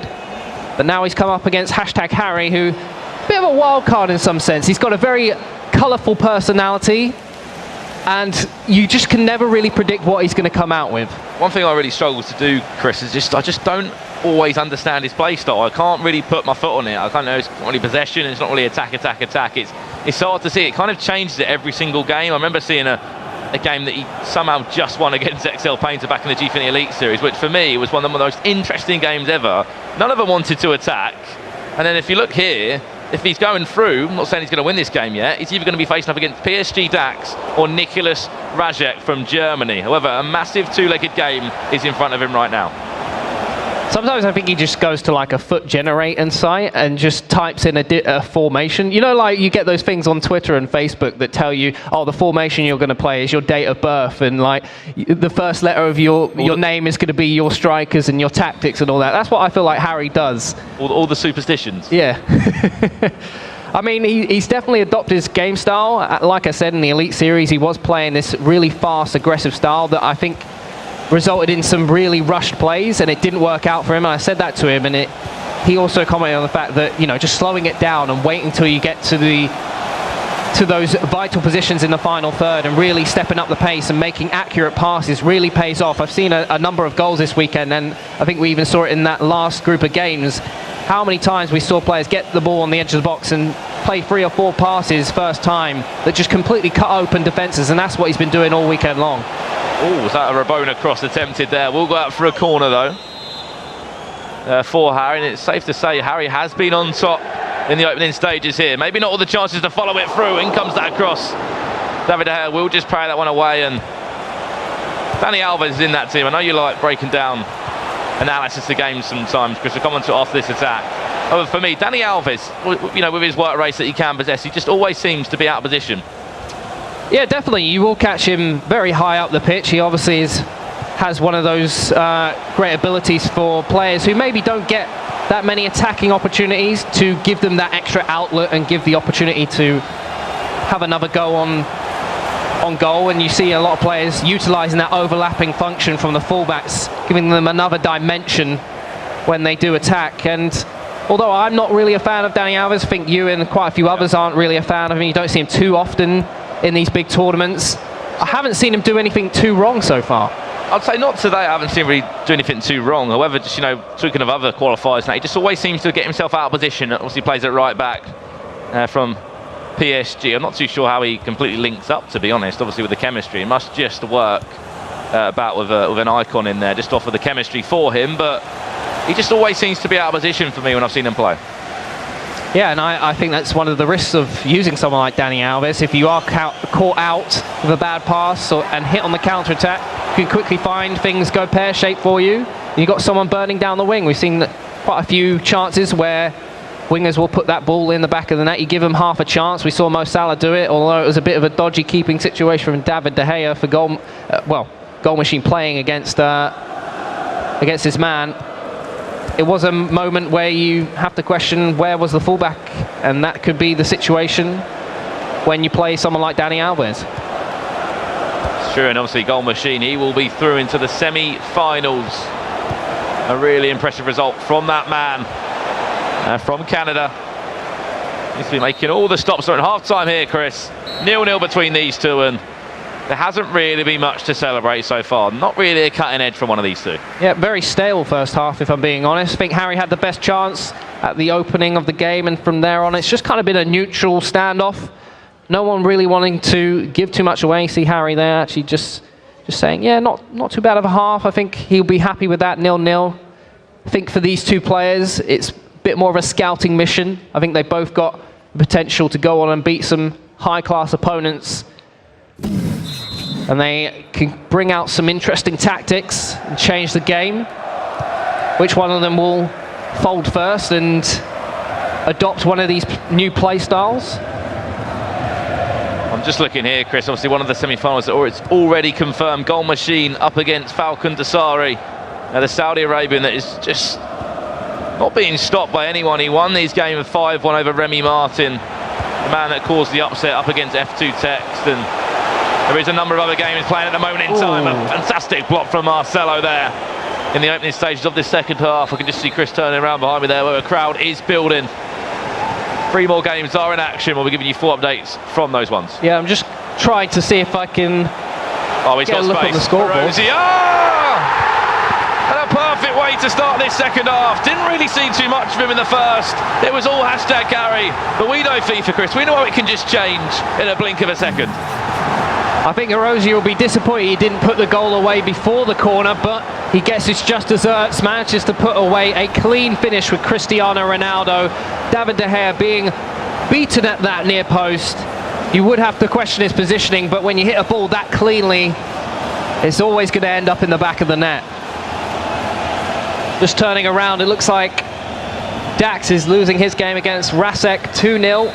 Got Dami and Dito currently sitting at 1 apiece. We've got Zizinho beating FIFA Houston 2-1. And the other confirmed semi-final on the PlayStation side will be Nicholas up against Ice Vogel. The one that's in action right now is FIFA Houston, as you said, Chris, up against Zizinho, and then Dami up against Manchester City Dito. Imagine if Dito could go the full way here, in his hometown, with his home club. Absolutely right. Let's see how the magic unfolds today. It's been a spectacular weekend. Big shout out to EA Sports for the massive, massive support they've been giving esports over the past 2 years, really changing the game and changing the lives of so many players out here who just love playing a bit of FIFA. It's not bad, is it? Playing a game that, you know, once was a hobby as a full-time profession now, and, you know, look at the development over the last 2 years, gone from maybe 20 people playing at a full-time to definitely over 100 players now. Traveling the world, getting a bit of cash for playing one of your favorite games, not a bad way to spend the weekend. And even better for us, we get to commentate and watch all the great action with some tremendous people along the way. Oh, Hiroshi now. Great tackle, that one. Well played, Ramos. The timing of the tackles has been key for Harry. Liver, can he step up and pull out a big goal right now? I would say that's a crucial moment in the game. Just being able to have the confidence to commit centre-backs like that. I don't see it too often, but when you can pull it off and you get it correct, it does feel very, very good to make sure that you're relieving that pressure. So many chances have been given away where you see someone like Lionel Messi sitting on the edge of the box and curls a left-footed effort into the top corner, and players just left weeping in disgust at their lack of decision-making and giving away a goal so easily, wondering what would have happened had they actually committed one of their players out there. And Harry not taking any chances here. Wouldn't be surprised if we see a few risks from him now, obviously approaching the later stages of this first leg. And if he wants to make it to those later stages of the competition, he will have to try something different, because Hiroshi's not going to go down without a fight. And in comes that corner. He's played short to Kante now, just onto the edge of the box. Will he have a shot? Went for it. Ronaldo Great will tackle. Defend it, but I'm just looking at. He's got a breakaway here potentially. Oh, I didn't see Marcelo there, just lurking. Can Harry defend this one? Look at the run from Ronaldinho if he can find it. Well played, just delayed the run, delayed the pass. And one thing that's really hurt Harry this year, you know, we've seen, you know, Dreamer, Ryan, Aggie all get their playoff spots, obviously, until yesterday. He's been desperate, alongside Boras, to get themselves in those playoffs, to say, you know what, I'm part of this roster. I was the first one there, especially Harry. You know, Dreamer, Ryan, Aggie, yesterday confirmed that. I think everyone would be so delighted for Harry. He's obviously come out from nothing back in the academy days of Spencer FC, worked his way up. And he won the back post. Ronaldo! I thought just for a second Marcelo might be able to deal with it. Then I thought once again, oh yeah, 99 heading accuracy. And I don't think anyone stops Ronaldo, unless it's Ronaldo or maybe Sergio Ramos occasionally. We've seen it so many times before, that mismatch in height and heading between Cristiano Ronaldo and Marcelo. You just cannot give him such a free chance to put the ball in the back of the net, because he will bullet that one past David De Gea, and it's all square once again. How does Hiroshi respond here? He's not really been doing anything wrong, if I'm being honest. He actually had a good chance there to get forward, but Harry dealt with the structure of his squad. Touch, Messi on that left foot for me, Chris. Have an extra touch, go a little bit further out wide, but a man I criticised quite a lot, Dani Alves. Well played there. Absolutely great defending from Harry.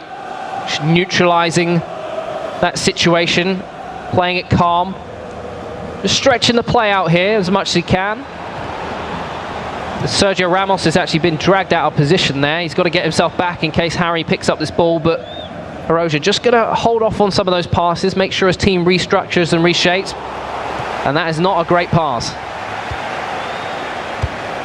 Saw there a chance, maybe a 1-2 intricate play if he could try and find it, but normally talk about this as well, that the fact of the first half of a two-legged game, to feel out your opponent, to see what they're good at, what they're not so good at, and I have a feeling that we're going to maybe see a few more goals right now. He's kept that one on. Messi there, doing a good job of shielding it, and he has got the chance to start to move out, and Hiroja doing a smart thing and approaching this from a different angle. Seen far too many situations where players have been too eager to go forward and sloppily giving away the ball. He just thinks, you know what, I'm going to turn around. 80th minute of the game, don't want to give away a goal going into the second leg. Let's approach this from a different angle. It's about just keeping this game as it is, but Harry's found his way in behind. Wow, if he can pull that one off as well. The back post of Pele there, just had to rush the chance. And Arozia there just was happy. He's like, a little bit unhappy, sorry, just thinking, how has he got away with that? But if we can go into the second game at 1-1, Chris, we will be in for an absolute thriller, because someone's going to have to come out and attack next game. Someone's going to have to take a risk, maybe a change of formation. Absolutely spot on. I think something is going to have to change between these two players to give themselves the edge over one another, and I feel like in a competition like this, the fortune is going to favour the brave. I wouldn't be surprised if they keep things very tight and routine going into the second leg. And I think once you hit that second half, maybe the hour mark, and things are still looking very even, you might see a few changes come out. Is there anything specific you might want to see from these two players? So if something's not working, we talk about enough. Make a change, Chris. You can either sit back and play on what you've got already, or you can really try and make a change so far. We'll see what Harry's got to bring to the table. I think I saw switch that 4-2-3-1.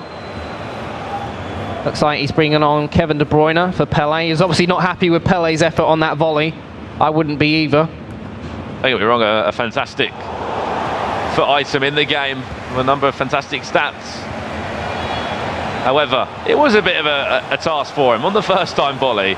He wouldn't even expect to get that kind of space. If Harry can get a goal before this second half, it could be big for him. Kevin De Bruyne nearly tried to latch onto that one. And Hiroja just hold out, or maybe even go and create yourself a chance. Seeing quite a few substitutions for Harry. He doesn't play with Patrick Vieira. Almost everyone I see plays with Patrick Vieira to start with. He actually leaves on the bench, and even recently he's left Hullet on the bench. Is there any insight to why that might be? Is it just, everyone does have a personal preference at the end of the day, Chris. I don't know why some players prefer... I mean, he's using Kante instead of him. Is it true, but maybe the attacking stats? I don't really know. Obviously, Ruud Hullet, he's 6'3", he can break up the plays extremely well, depending on which icon you do use of him. If you use the prime, I believe there's a difference in his work rates, which some players, if you want to be nitpicky, you can look at that. However, Harry, he's a character outside of FIFA as well.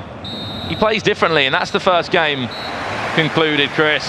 1-1 the score, and for anyone watching home, any fan of FIFA esports, this is how you probably would want to see a first leg go, because it means that something different has to come in that second leg. These kind of games do get like this in the crucial stages of a competition. No one really want to overstep their mark and give something away. They want to keep to the way they like to play, and in tight affairs like this where there's not much going for you, you just kind of stick to your guns and hope that you will get that one opportunity. You've got to make sure you're clinical when it does come a knocking. And there have been many situations so far in the tournament that people haven't been able to take their chances. And on the flip side, there are a lot of chances where people have turned up and taken the spoils. And everyone is playing for that trophy. Chris, to walk home with that one, whether you're from the UK, whether you are from Europe, the Americas, or even rest of the world. That could be yours by the end of play today, and we are going to have an even bigger live crowd here later on, bigger than the one we've got right now. However, quarter-finals we are in. This game here, Dami versus Dito, the Polish player from Nordvin, plays in the G-Fini Elite Series, and you got the man representing his home club, Manchester City. This is the first leg here, 2-2 the score right now. Yeah, Dami's got some of the most fluid gameplay I've seen in FIFA 18. Just so good at passing the ball and working opportunities. And he really manages to control the game. I think he does a lot of homework behind the scenes and counter-acting a lot of the play that you'll see from his opponents. Comes prepared. Had a fantastic group stage as well. I think he went 6-1 in the end. Beating some great names out there on the PS4 side. Dito just as well. Very good in possession. Controls the game very methodically. And he is a man that likes to be in control of the situation. And maybe not used to this against Dami, as he's giving a real good, tough task. Lovely bit of skill there from Dami. Dami obviously playing in that white strip. And plays for Nordavind, the new Norwegian esports organisation. Linked up with actually a football club out there, Vålerenga FC. And obviously another man that plays, on paper for a football club. Marcuso out the competition. However, the man from Manchester City still in it. Signed earlier on this year is Dito. Yeah, I think Dito's got some of the best game management I've seen so far. Just really, really good at holding on to that ball. And with such little time left in that first leg, I think he just wants to go into the second half with a clean slate and approach it from there. He's probably got a few ideas on how to break down Dami once they do hit that second leg. But as we return to Harry and Hiroja, it's a similar situation where it's all still to play for. Again, though, that was a 2-2 there. All opening up for the second leg, and this one was a 1-1 draw. If you have just joined, hashtag Harry in the blue, the hashtag strip obviously in the game of FIFA Ultimate Team, alongside a number of other esports kits in there. Oh, one more. Hiroja, play one more for me. Pele was making the overlapping run for you. That's one of those situations. You get very nervous when you see a ball deflect, because FIFA is a very possession-based game. Someone's usually always got to be in control.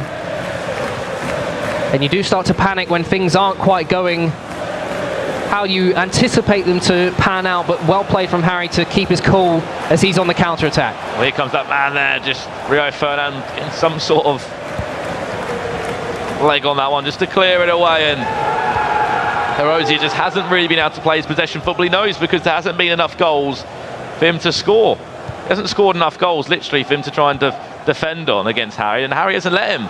As we say, for player likes playing possession, don't let them have the ball for long periods of time in the game, and Harry hasn't done that.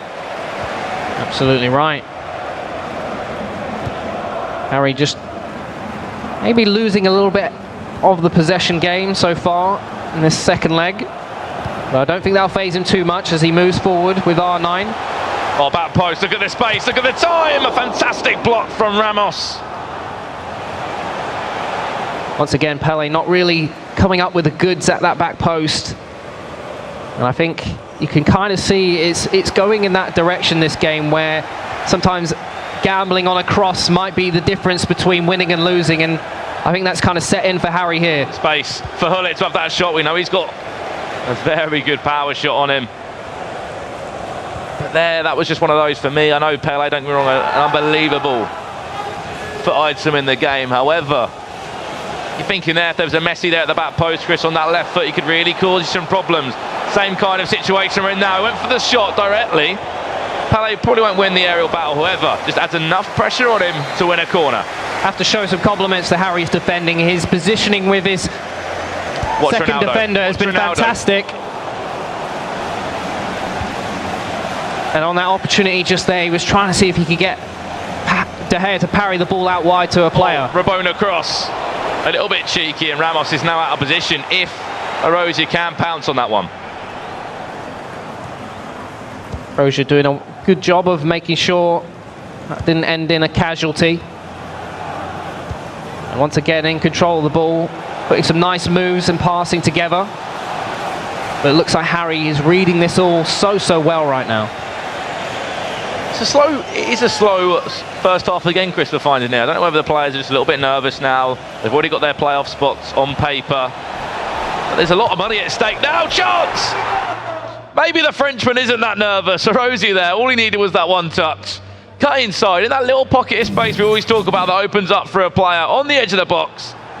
And even David De Gea, the best in-game keeper at the moment in the game, statistically wise, Cannot even save that one. It's so gutting for Harry because I think he's defended really well there, but just because the fact that the ball is on the left-hand side of the pitch, his whole team's been drawn out there. Maybe he should have reshaped his central defensive midfielders to anticipate and give that extra marking option on Neymar. But how many times have we seen the ball go in from the edge of the box?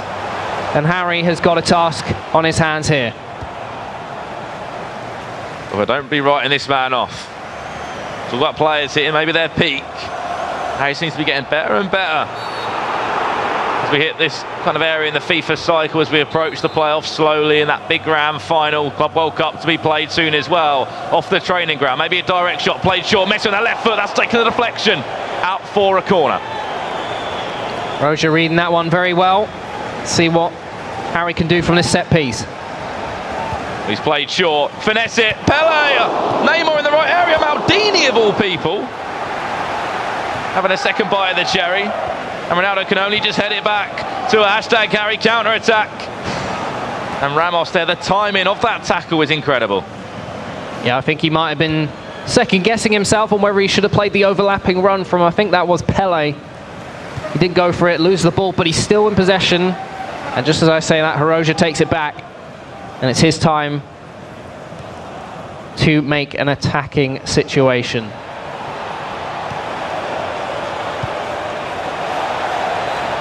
Well then, will Hiroja extend his lead? Penalty! Surely! Was he offside? Offside, it looks like. Wow, wow, if he wasn't offside there, I'm sorry. I think it probably would have been a foul as well. A penalty, Chris. Yep. Harry will be counting his lucky stars right now. No reaction off that man, though. He needs another goal at least to send this to extra time. It's still early, though. We haven't hit the second half of the second leg. And here he comes now. Messi on the overlap there. I can actually see him. Obviously, he's playing Pele out on the left. Messi seems to be in a lot more of a central role right now, maybe in a cam. I know he can drive forward in those areas. Ronaldinho. Surely, that's your chance, Harry. Hits it. And even if he's offside, Rio Ferdinand there to save the day. Great defending from Hiroja there. I think this might be a situation where having someone like Dani Alves is going to give Harry an edge. Just giving him an extra option up front. Someone to lay the ball off to. He can get that quick pass inside, possibly get a finesse or link up with a 1-2 between a striker and a centre attacking midfielder. Could result in a glorious moment for him. Do you mean essentially maybe like a little bit of an overlap when he's playing out wide? He can cross the ball as well. I know Marcelo's got unbelievable crossing stats too. If he wants to start, you'll see changing his player instructions to always overlapped. However, right now, he needs to put together a few passes and a decent attack. Great manual tackles from Harry there. Not the cleanest of passing from Hiroja here. I think maybe he's feeling a little bit of pressure. Harry's been putting together some good passes. And it almost seems like a matter of time before he gets one of his own. It's only going to take one goal, one moment of brilliance. It doesn't even have to be anything special, really. It's just got to be enough to find the back of the net. And that completely changes the face of the game. Messi, hit it.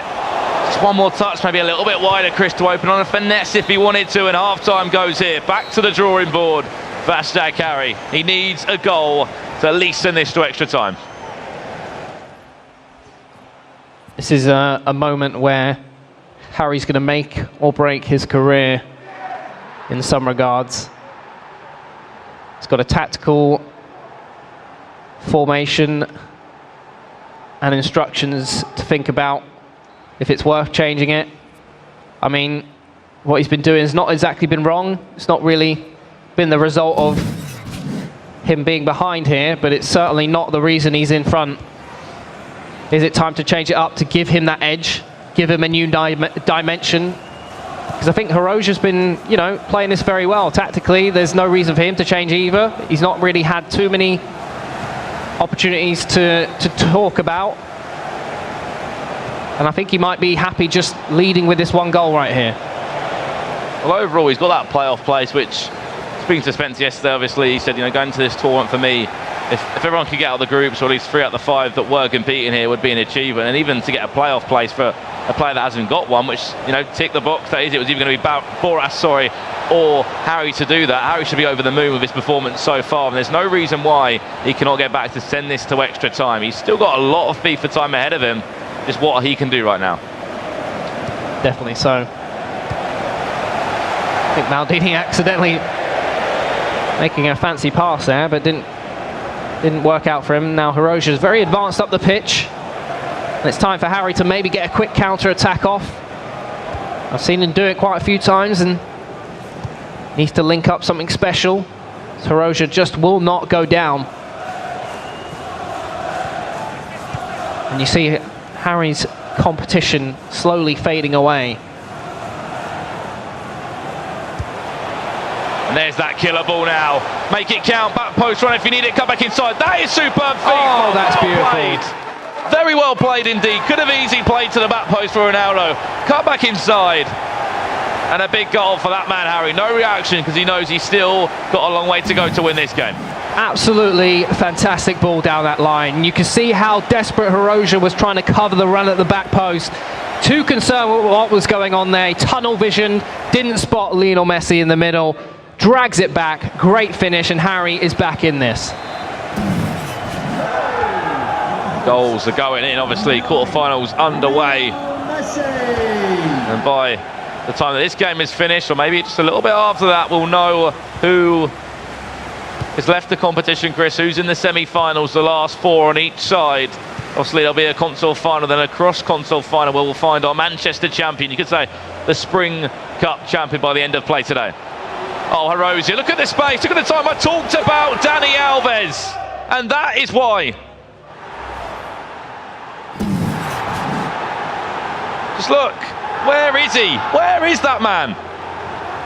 Off the post, yes, however, it was on target from Neymar. An easy finish for him. You've said it so many times before, and sometimes I feel like you were just talking air, if I'm being honest. You're just saying it for the sake of it, but that was just...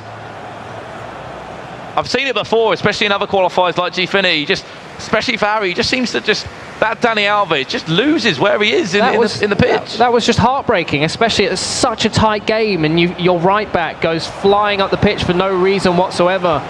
You've got to be disheartened with that decision, and he's probably thinking about changing Bounce back now if he can. Wow, that deserves a lot of praise, playing in tight areas like that. However, he's had to clear the ball out of possession for a throw-in, and it's time for Harry to lay on some pressure right now. I'll be really disappointed, though, to concede that goal, Chris. Really disappointed. Especially since he worked so hard to get that goal back. Played patiently, defended so brilliantly, and to give it away in such a sloppy fashion is something he's going to certainly be looking back on. We could see a potential change in that position in the future for Harry. As the one thing I don't think he wants to be saying going home is Dani Alves got me knocked out of this competition. Yeah, I'm sure he won't, but he wanted to get to Wigan, obviously, from Wigan. This is a big tournament for him as well, and could be massive if he can pull this back and do extremely well. But Hiroshi, he was in a top 5 players for me to watch out for in this competition. He's an upcoming French player, done exceptionally well in their own, obviously, football league over there, the Orange E-Ligue 1. And this is one of the big stages to go and perform. He didn't do the best in the HWC. Got himself out of the group, still, competed to a very good level. And don't get me wrong, that the player pool at that FIFA E World Cup qualifier was incredible as well. But these are the big ones. He's already got his playoff place here. Everyone in the quarterfinals onwards, both on PlayStation, Xbox, will be in those playoffs later on in the year. What a touch from Ronaldo there. Kind of just spat on it. And just the pressure still relies on Messi back to goal. Can he clear it now? Over wave after wave of pressure that Harry has to deal with. See if Harry can hit the counter-attack. It worked very well for him to get that first goal in this leg, but second goal on aggregate. It looks like maybe he switched to the 4-2-3-1. Is it back on? I know he likes to use the 4-3-3. Well played there, Ronaldo. Messi! Let that one rip. And he does win a corner. However, I think Harry just rushing a few certain situations in this game. He's played short. He's got acres of space there. Look how he's done that one. Pele with a shot off the line. Kyle Walker at the right place at the right time. David De Gea having one of those moments where he's too busy looking at the stars, because that was poor keeping from him. But fortunately, like he said, Walker on the line to stop that one, keep Hiroshi in the competition. Well, I say keep him in the competition, keep him ahead in the competition. He may have just gotten away with that, and you mentioned how Harry's possibly rushing a few of these opportunities. He hasn't got a lot of time left, and that clock will quickly tick down. But he's not careful about how he approaches this, and this is getting to that moment Look at that ball. He's in just the game. literally opened him up now. Oh, Ronaldinho just to take the time to just bully Maldini there. Look, he used the LT there just to stop, to cut inside, to fake to go that way. Come back, open on that finesse. Maldini was nowhere to be seen, and David De Gea, out of all keepers, couldn't save that one. Hirosia right now is in the driving seat. As I was going to say, Hirosia bided his time, held out defensively, and Harry having to throw everything forward with not a lot of time left. He gets punished for it. It's a comfortable 2-goal cushion with 10 minutes left for Hirosia. And it looks like we might be seeing Harry finally bowing out of the competition, but he's had a great run. He's done what he needed to do this weekend, get that playoff spot for the FIFA E-World Cup. I think he'll be feeling a little bit disappointed with himself that he could have walked away from this, making it to the semi-final. Who knows what would have happened after that. He should be proud, though. He should be proud. Absolutely. Chris. He's got himself that playoff place, as we talk about, with all the pressure on it, all the stakes. You know, heard he didn't have a good tournament in the SWC, didn't make out the groups last weekend, and he went back. Wes Tanta was telling me, didn't go out. He didn't, go out for any drinks at all. Went back to bed early on. Slept in it. He wasn't happy. He knew that, right, I cannot mess about until I've got myself a playoff place here. And just the level maybe of maturity he's shown has really helped him in a competition like today. Absolutely. Esports these days is not just about the social aspect. It's about maintaining, your mental health. It's about making sure you look after your body physically. Some people may mock esports and say you're just sitting on your bum, twiddling your thumbs a little bit. But there's a whole different dynamic about it, just like you would in any real sport. Oh, wow, that is Carl Walker out of the blue there. A half-hearted El Tornado I thought we were going to see there into a finesse. But Chris, it looks like this will be concluded. Our 4-2 win for Hirosia now. If I'm being honest, haven't seen the best performance from him, but when he's had the chances or in those key moments, he has really stepped up. Very polished defence. Oh, he's going to get even worse on that left foot for Messi. Conclude the game. Penalty, yes, it will be. And a horrible way for this game to end. Just exploiting this situation now, it looks like, Harry's in a place where he's got to throw himself forward if he ever wanted to get back into the competition. And with the final moments counting down, there's not much for him to get back with. And Hirosia's exploiting that. Polished defence, clinical finishing up front, and he shows just why he'll be making his way into the semi-finals. He will be indeed, in style as well, Chris. A red card for Harry there as well, just to win this game. Won't matter now. 5-2 the score on aggregate, and the Frenchman will continue to steamroll in this competition. However, who will he be facing over on the Xbox side of things right now? Currently the semi-finals we have got is Goal Machine up against Dasari later on, and currently Nicholas Rajek has just confirmed his win, 7-3. And it will be that man, Hirosia, joining in right now. Commiserations, #Harry. But more importantly, you've got yourself that playoff place. They can both have a laugh and a joke now, but Hirosia will be in the competition right now. Absolutely, you can say commiserations, but also congratulations for getting that playoff spot. That's what he came here to do. He got that. But Hirosia, the man in the spotlight now, getting himself through to the Final Four on the Xbox side of things. Also got a number of other games coming up later on in the day, as well as going on right behind us. And there's some fantastic action that's been going on all day. You think as well, it's one of those cases like, it's never easy to come into, let alone a Swiss-style format, to come into a quarter-final after sleeping, Yes, you can warm up a little bit, but you are coming in essentially cold into a massive game. Absolutely. It's not like you could really have a practice against your opponent in this situation, because you don't want to give any tactics away, you don't want to give your play style away, you're just kind of, getting your thumbs as ready as you can without giving too much away, and I think that's exactly what Hirosia's done here. He's come in with a different play style, and it's proven to be successful, maybe not having the best of group stages in the Swiss format, but like I said, it's a completely different tournament once you get to the knockout phase, and he's taking his chances where it comes, and he's thriving for that. it literally is anyone's game, especially we've seen a number of players just scrape through the Swiss style format. 4 wins, obviously that is the magical number, 4 wins to go through, or unfortunately 4 to go out of the competition, as we saw some big names already leave yesterday and the day before. But overall, Chris, what was it that, was it just every time that Arozzi got a chance, he took it really? Harry didn't really see that much attacking. If I'm being, honest, when he got in those areas, he was taking the shots from distance, maybe not playing the 1 or 2 more passes to go and get himself in maybe more of a clinical area to score. Yeah, I think so. I think both players defended very well. They're very clean, made some great manual tackles to hold things off. And just in general, I thought it was a great display in all parts from Arozzi. And now Arozzi he'll be facing Rajek in the next round. Unfortunately, Dax went out the competition. However, that is enough from myself, Brandon Swift, and Chris Trout of this quarterfinal game. Another man that loves breaking up the games, Chew Boy. Thank you, guys. Now, we just talked about Arozzi. He scored, he played 10 games so far, and he's through to the next round. I call him the possession king. This guy, you will not see the ball very many times if you play against him. The only times you'll get the ball back is when, you're picking it off out of your goal and then you're kicking it off so you can start the game again. This guy has demolished some of the competition. We just see him beat #Harry. He played a match previously against Kurt. He's a possession player, like I said, and he came out with like 70% possession against an amazing pair just like Kurt. Let's take a look at his journey through the tournament. Arozzi from France, I believe he's only 18 years old. So he had the first round against Spider Kong, all the way to the 3rd round he beat #Ryan. So he's beat 2 of the #United players, so they might not be too happy about that. Round 4 versus Janos, he did lose. Round 5, he lost against Tex, but he still made it through. Round of 32, he beat Ryan, and then he went on to beat Kurt into the round of 16. So I believe he is the only French player left in the tournament, with Dax and Maestro going out.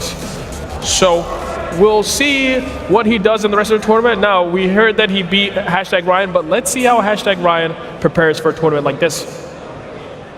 In prep, life prep, it's all the same. Work hard, train hard. I'm constantly upping my game. New attacks, new strategies, new ways to win. I'm proud of my game, and that pride keeps me going. Gives me the fuel I need to win and keep on winning. Because for me, there's no off the field.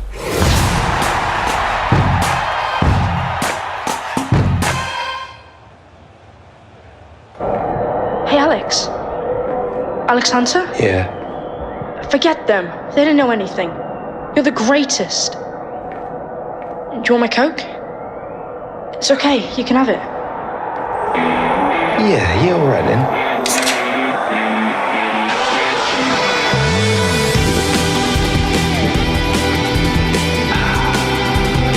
Nobody's gonna believe me. You got a phone? Yeah. Come here then.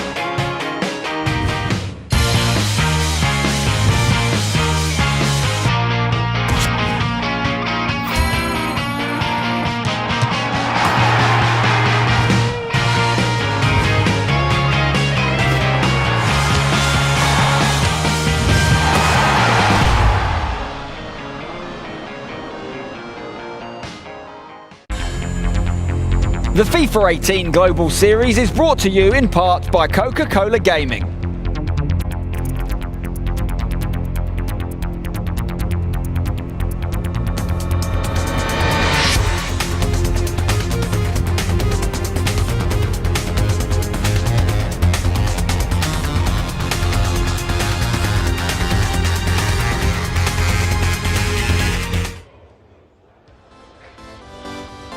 Hello guys, welcome back. Myself, Chris Trout and Richard Buckley on the desk to cast another game for you here at the FUT Champions Cup in Manchester. We're going to be watching Dito and Dami go at it in extra time, all squared up between the two. It's a very tight game. Yeah, last game of the quarter-finals. This is extra time is what's needed to separate the two sides. 2-2 in this game, 2-2 in the first leg as well. And the way that Dito plays, I've seen a lot of extra time. Needed just because of the possession that he plays. Not a lot of chances get created in his games. I've seen a couple of 0-0s here and there as well, which is unbelievably rare. I think he's just got amazing game management, if I'm being honest with you, and he is one of those guys who can scrape by with these one-goal leads because of how well he controls the game. And coming up against Dami, who's so good at controlling the ball and passing it about, some of the most fluid gameplay I've ever seen on FIFA 18. It's no reason why it's a stalemate. I'm just looking on my shoulder right now. This game's in extra time. We've also got another. Oh! Richard, don't look over your shoulder.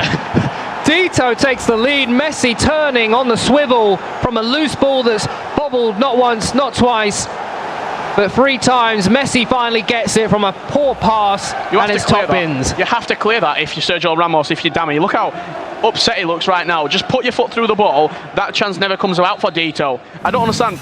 Players are so reluctant to clear it sometimes that they overplay, almost like Man City-esque last season when they're trying to. Sometimes you haven't got the time to play out of danger. Just put your foot through it. If in doubt, get it out.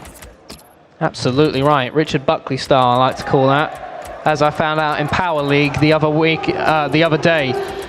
Now it's an interesting situation with Dami. He's got to get a goal back into this, and we know how good Dito is at defending. We know how good he is at controlling the game. They've got 1/2 of extra time to go, and we see that Dami is opting to go for that more offensive style 3-4-2-1. If you can hear noise behind us, that's because penalty shootout has just been wrapped up and there's huge reaction behind us. You can see it there on your screen. What a performance from Zazinho, I believe that is. Back into this game. Chris, 3-2 the scoreline. Dami has to come out quick, because if he lets Dito have the ball, he might not see it again. That's what this all means to these guys competing this weekend. Dami cutting through the right-hand side. Doesn't find anything on this situation. Dito actually going route 1 there to get rid of it. And I think he's just about got fortunate enough to receive the ball, but Dami with great positional awareness and anticipating that pass does receive the ball once again. And he's well in control at this moment in time. Hullet on the edge of the box, slots it to Ronaldo, but can't open his body quickly enough to curl that one past David. Did you maybe look for a shot there with Hullet on the edge of the box? You often see maybe open up with a finesse shot. The more casual player will probably open up with a shot there. Yeah, I definitely thought he might have gone for it. Maybe in such a crunch situation where you're not going to get many opportunities against a guy like Dito. You want to go for that perfect opportunity and hopefully be able to score one to level this up, but it may be getting to that moment of the game where you will have to take a bit more of a risk on these opportunities. And I was watching a game with Dito a couple of weeks ago in Germany. He came up against his opponent in the quarter-finals, and his opponent paused it at the beginning of the game. He cued the pause. The ball didn't go out until the 43rd minute, and Dito will just keep him moving the ball. You saw from Dami there, 100 aggression, 100 pressure. He has to throw everything at Dito right now and try and either force a mistake in his possession or just bully him, win the ball back and try and get that final chance. Well, both these guys securing playoff spot in the FIFA E-World Cup, so if one of them were to be eliminated, they're not going to go home empty-handed. They'll also walk away with some cash money. But they obviously want to go on. They want to cement themselves in FIFA history as one of the best players in the world. So they look to book a place in the semi-final. It's going to be very hard to beat someone like Dito. He's got no shame in playing this ball all the way to the back. I know there's a few people probably in the chat going, oh no, he's one of these guys who likes to play it around the back. That's a mistake. We talked about the mistake. Will Dami get something from this corner? Ball's played in. Ooh. Very interesting way to get rid, well, calm that situation down, playing it back to the keeper from a header. I was going to say maybe FIFA would be a cruel mistress, as it always is, and punish Dito for that kind of play. I know a lot of people will be frowning on him, passing it around the back, and Dito maybe just a little bit wary of that being a factor again, and he's going to hold on to it in a different area of the pitch, but Dami closing it down, wants to get something out of this. He's running out of time. He's not got much to work with. You've got to say Dito's going through to the next round. Right here, he's just holding on to the ball. The clock's still ticking down on the throw-in. There we have it. Could have probably predicted as soon as Dito did get that goal that Dami wouldn't really get a sniff of the ball. That's just the way that Dito plays. You have to beat Dito, you have to go up maybe 2-3 goals, maybe in the first leg, maybe in the first half, and force him almost to play a little bit out of his comfort zone, because if he's in a 1-0 or 2-0 goal advantage, you're not going to see that ball. Absolutely. He's beaten some phenomenal players to get to this stage of the competition. And for you, what is it that Dito's doing so differently to some of these other guys that is giving him so much success at this competition? I think if you add the possession and then you put that with the experience that he's had, he's been playing FIFA for so long. He's 2012 Cyber Games champion. He's 29 years of age. He's the oldest player at this tournament. Not only FIFA experience, but you could say life experience as well. Definitely. He's probably done jobs that he didn't want to do. This is probably the dream for him. Playing at Manchester City, taking a salary, playing for one of the biggest teams in the world. Why would you play an attacking style of play if you and entertain the crowd, you could say, when you can play your possession, get the job done, and reach semi-finals year in, year out? I know so many players over so many different esports where they've built so much success by just pure veterancy, the number of games they've played, the number of competitions they've actually been to. And the reason why they're still at the top of their game, even in the later stages where maybe their motor skills are kind of dropping off a little bit as they get older, as it naturally does as a human being, because they've got so much experience, they have learned how to play the game. They've learned how to get into people's heads and maintain themselves at the top of the tree just by pure veterancy. Yeah, pure veterancy, something that Dito is one of his strength points. A man who's got plenty of experience, Jimmy Conrad. What's happening on the couch? Oh, thank you guys. You're so kind. Welcome back to the couch, everybody. As you can see, Spencer is sitting on the ground because he lost a bet to me. So he's got to bow down like a peasant. I'm your king. How's that feeling for you? Oh, I didn't agree to the peasant king dynamic. You didn't? I'm adding that in. I'm adding that in. Also on the couch, Abdu Sar. Thank you so much for being here. And Mike LaBelle. Guys, Thanks for having me. Amazing games we've seen. Unbelievable. What was your favorite matchup? I mean, these last two went into extra time. Crazy goals, one into penalties. I actually haven't seen somebody score all 5 penalties that went into extra. Both of them scored both their penalties. Incredible.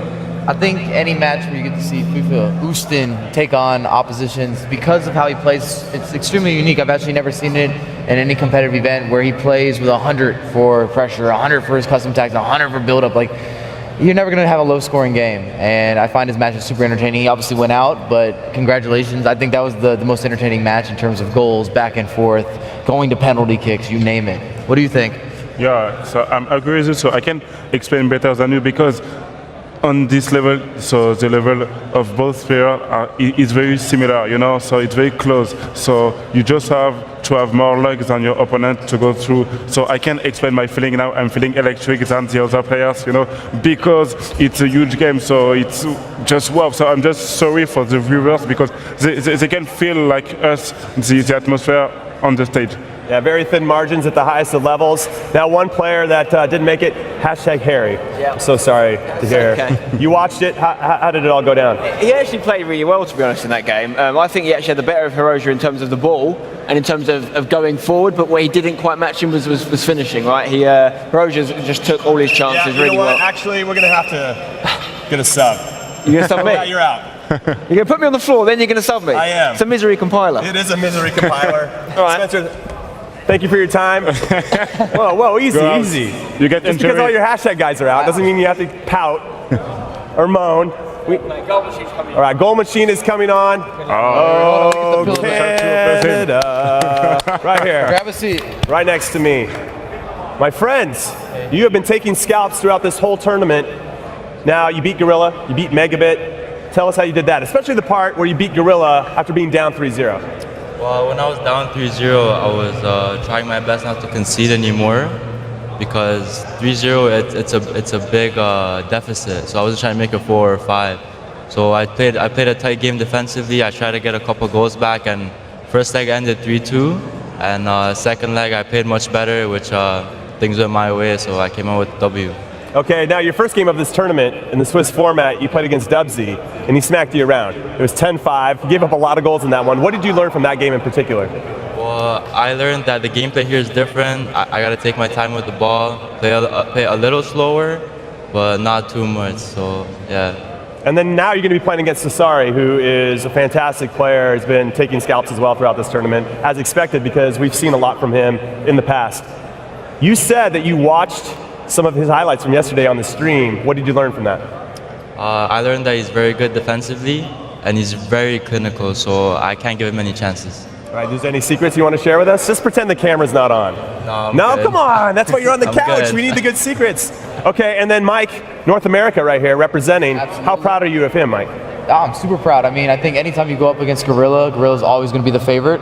And then when he was up 3-0, most people probably wrote you off at that point. But I had the same mindset, thinking if Gorilla gets a fourth, it's done. But if you can start to maybe crawl back into this, even get one goal back, then you still have a chance. And I actually was kind of surprised. I thought Gorilla, in a couple moments, really felt the pressure. Once you started to make the comeback, he didn't do as well at the end of the game. And that's kind of been a theme in this tournament for Gorilla, that he hasn't necessarily closed out matches as well as he should, and you took your chances. And then you've got all these players that we got to ask you, what's going on with Lozano and Birdcamp, Danny Alves, Salah, all these guys. You have 5 guys that nobody's using. Given some MLS representation? Well, they're the players I use at home and I'm comfortable with, so I'd rather play them over Ronaldinho or a Henry.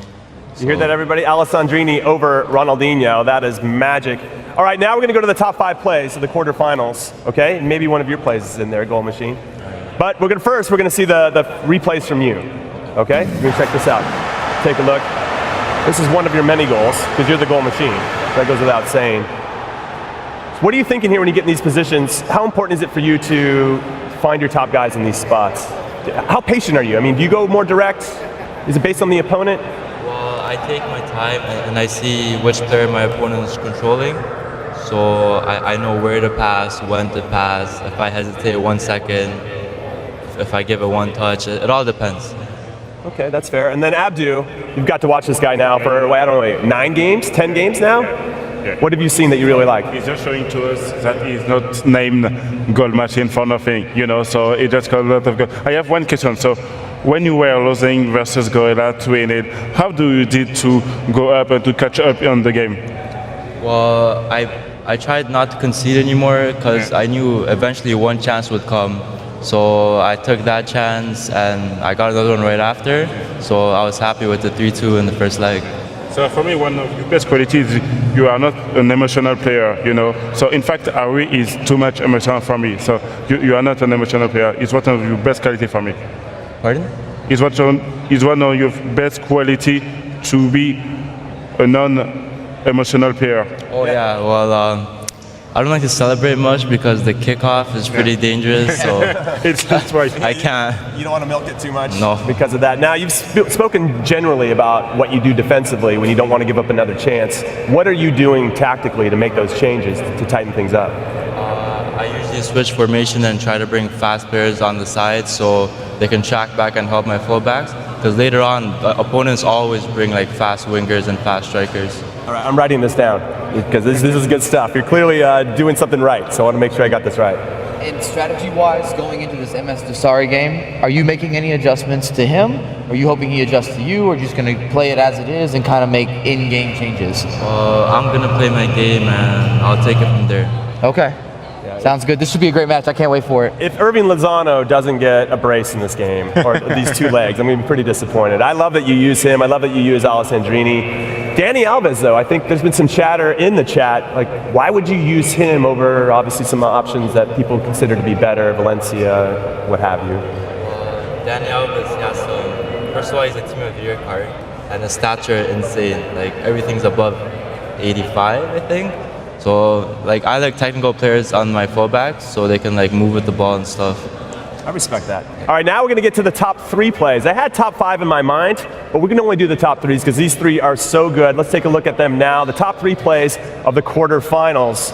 And here is number 3. I love these fancy graphics. Hat tip to EA for that. Oh, it's Goal Machine. This might look familiar. Nice little finish, good movement. You love getting guys out on the side, right? Using the outside backs to bomb forward. Respect to that. Here's a goal here. Hiroshia doing #HarryDirty. Ronaldo saying thank you very much at the near post. The goalkeeper was upset, naturally, he should be. And here's your number 1 play from the quarterfinals. It's Goal Machine again. Talk us through this play. When I did that 1-2 with Messi, I saw that he didn't close me down properly, and once I cut inside, I knew if I take the shot, it would go in. So. Yeah, you've played this game before, once or twice. Yeah. All right, and then Mike, what do you think in this one? Let's pretend he's not here. You can give me invisible if that's possible. Who do you think is going to win between him and Desai? Oh, you're really putting me on the spot. I'm putting you on the spot. That's what I do. It's the couch. That's how I roll. I think we're going to have a draw on one of the legs, and then it's going to come down to whoever finishes best in the second leg. It's all about being cool, calm, composed, and clinical, man. And I think that's what's going to come down to who takes those big moments. And you're going to really make me choose a winner here. I think Desari is the favorite, but I'm not rooting against the guy, man. Every time somebody's gone against him, like, oh, Gorilla's going to get this W. He's going to get this win. That didn't happen. Oh, no. This result's not going to go in his favor. He's not as well known. Boom. All right, so you played the reverse psychology. This is potentially the next story here. I mean, I think you've already proved so many people like wrong in terms of their predictions, and now you're on the map as like somebody that you do not want to meet at any point in the tournament. Before this tournament, a lot of people come in, they see North America, they're like, that could be a game I'm going to get a W in, and that's not how they're looking at Canada right now for sure. Well, let's see what they're saying on social. Here is one that says his name is Goal Machine, but I think he's also a good defender, good game and well-deserved. So that's one. And then we have, this one is the Dito official. Despite playing for Man City, I still want him to win the tournament. That's very diplomatic of you. And then we have another one for Nicolas. This man is a beast, 10 wins and no losses, and that's why I picked him. I knew he was a beast, and I expect him to win the tournament. No pressure, Nicolas. Hopefully you're not watching right now. But Goal Machine, you are our North American representative. We're very proud of you. Let's say hypothetically you lose to Desari, are you proud of how you performed in this tournament?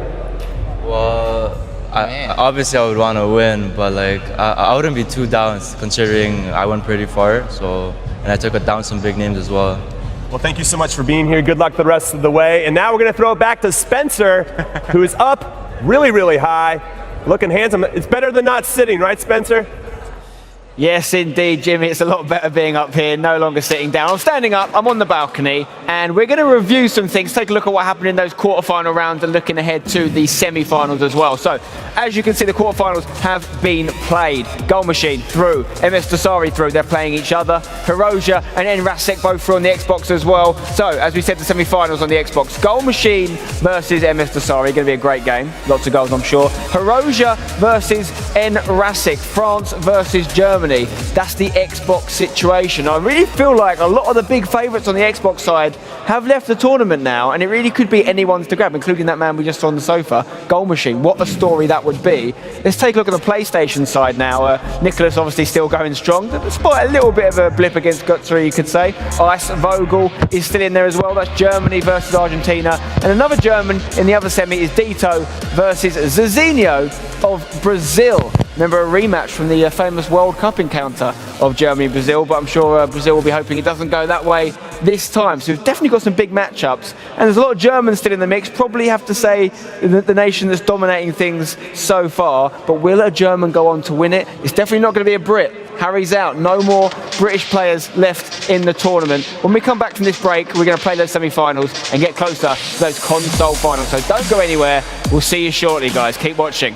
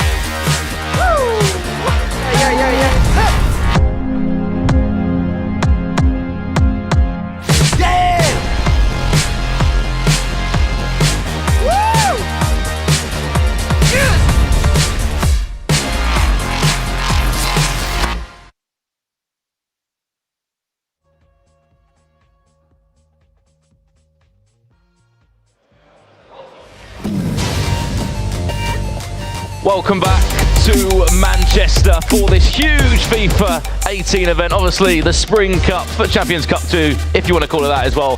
16 places for the playoffs are up for grabs. You already know who is taking those spots, Richard. But the question that everyone wants to know today is, who is winning this competition? Who will be lifting the trophy at the end of the day? 8 remain, 4 on Xbox, 4 on PlayStation 4. And you could say, only really 2 favourites left if you are going to pick out who you think is going to do very well in the tournament beforehand. I think you'd be looking at Dito, you'd be looking at Nicholas. Both of them two are part of that PS4 Final Four. But on the Xbox, pretty much a toss-up.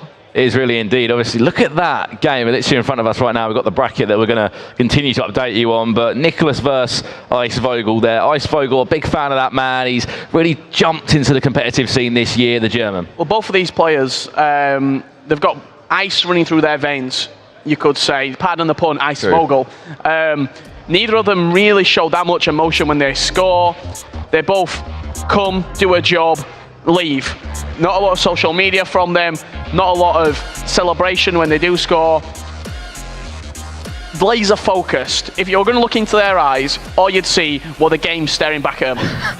All you'd see is just fear as well, obviously, because these guys are, you know, look, they don't show any emotion when they play FIFA at all.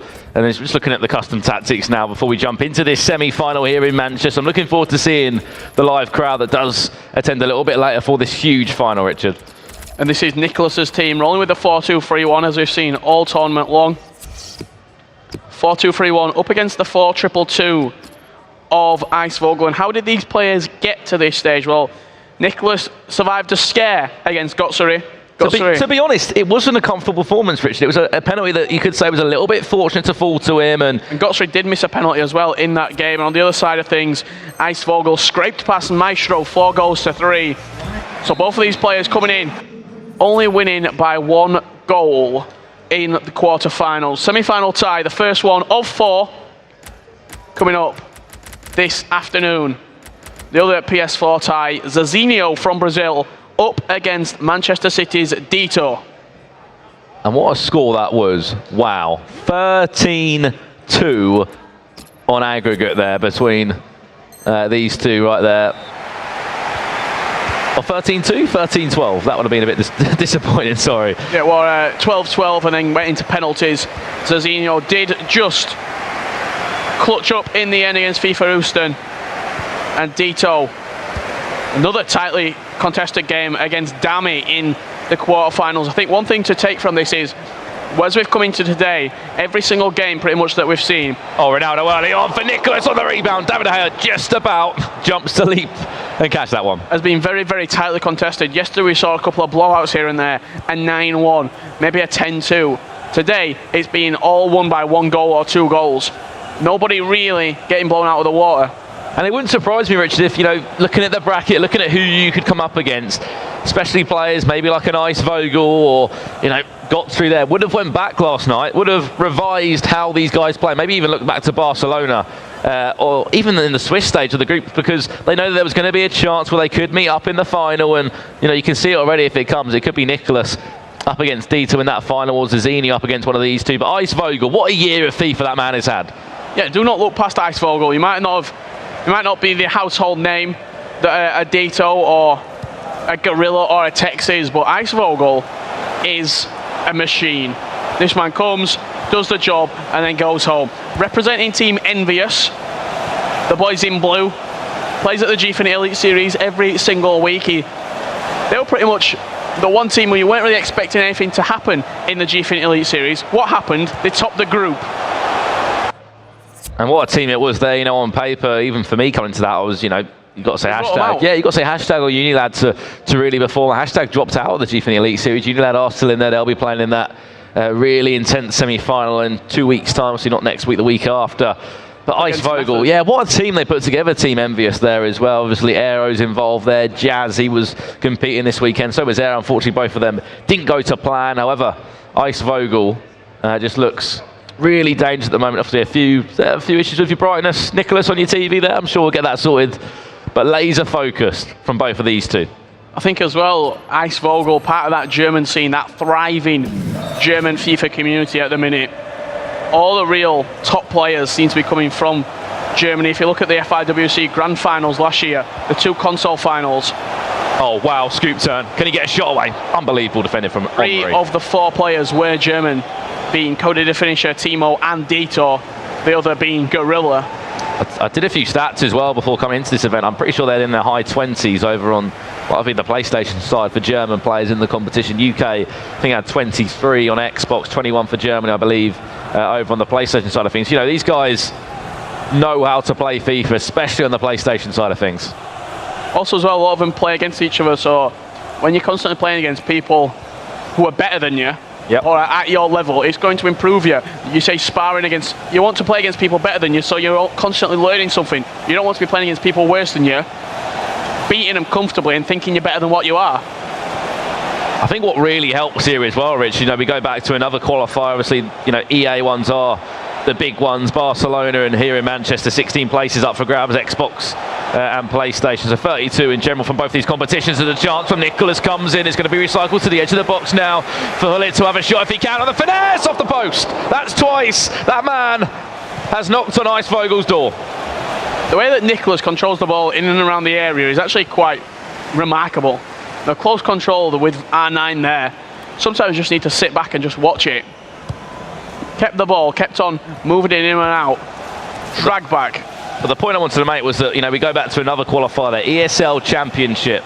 Siam won it, Icevogel came second. You've got to think, yes, he got the playoff still from that, but surely he's going to be learning from that right now, thinking, you know, I didn't win that. Surely I've got to go back to the drawing board. Surely I've got to, you know, that's going to be playing in his mind. That mental stage of, I've lost in a final before, now this is my time. Obviously doesn't want to suffer defeat again in a big cup final. Sometimes when you lose a big final, it can help you a lot. It can give you the mental strength to move past that. Interesting that both of these players aren't matching each other up formation-wise. They're both playing what they assume to be their best formation, the 4-2-2 and the 4-2-3-1, respectively. And really, on paper at the moment, Nicholas is the one that's had the chances. He hit the post twice in this first half so far, but don't write off Icevogel. Had a really tough game. And now he's not even a bigger game for me. We've been seeing so many games, Rich, in this competition that you could call finals. You could say they would be the final. Or the console final, for example. But they've been coming before. They've been coming earlier on in this competition to ensure that it's just unbelievable action, game after game here at the Spring Cup in Manchester.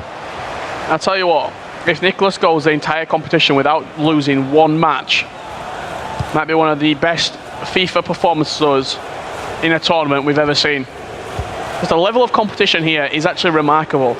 And if he can dispatch every single person that he's come up against in Swiss style, I don't actually think he's lost a leg of a game. I don't think he may have either, to be honest, but here comes Icevogel now. A silly tackle to give away there. You just saw Icevogel hands up in the air. Referee, surely that's a penalty.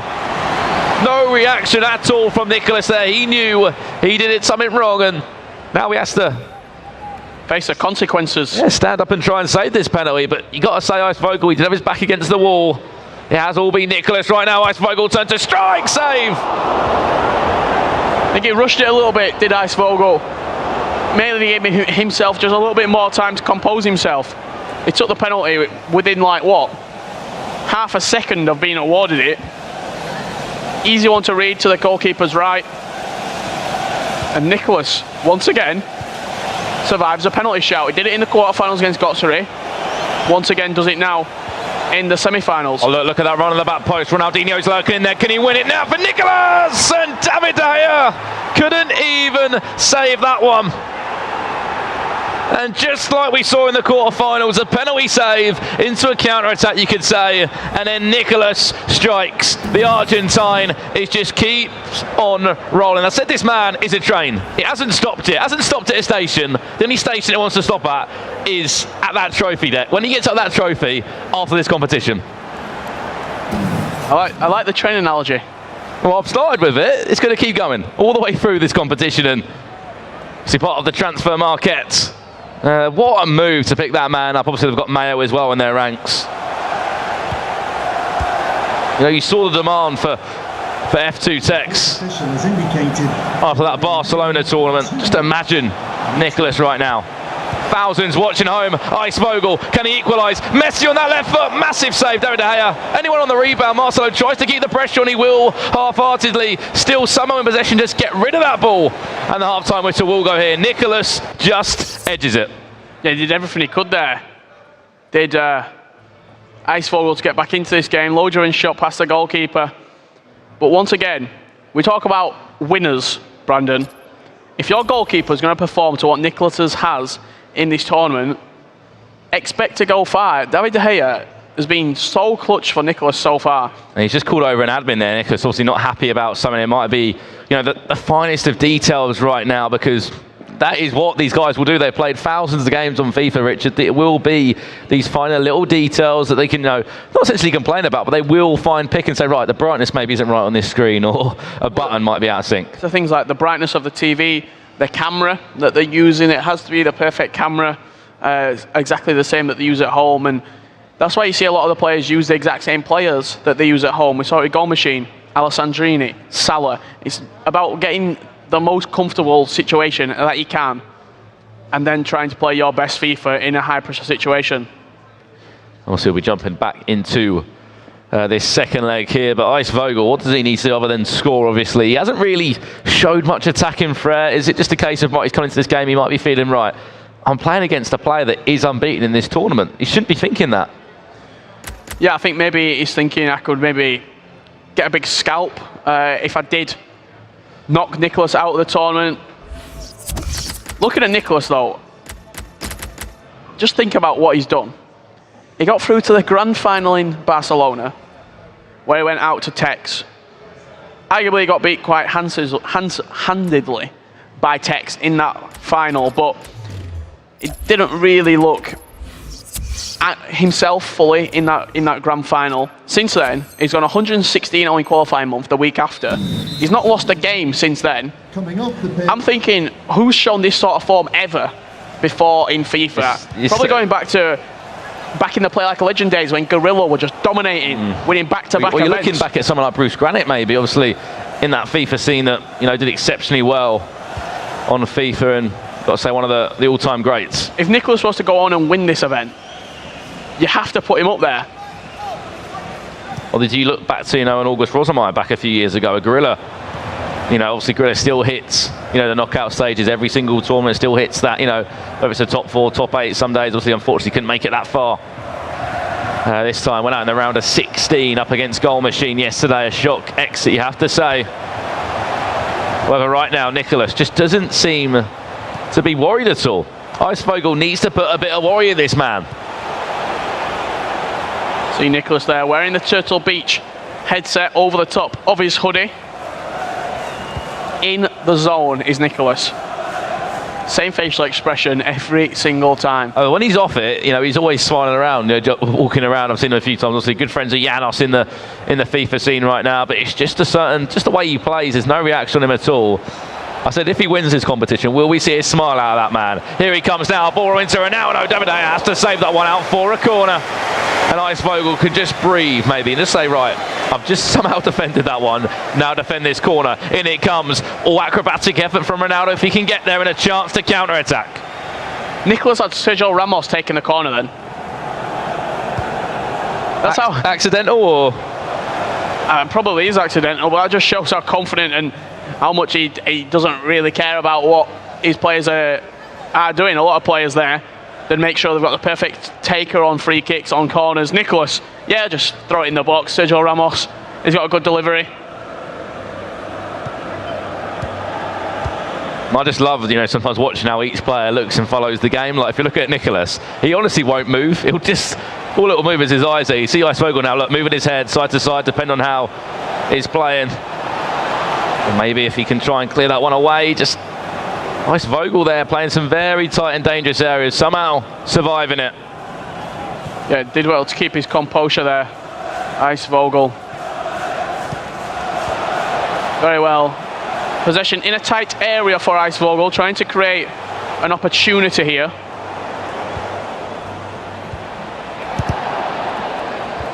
Can he recycle that one? No, it doesn't just work out for him there, Valencia. Look at the overlap and run if you can find him right now. Ronaldo.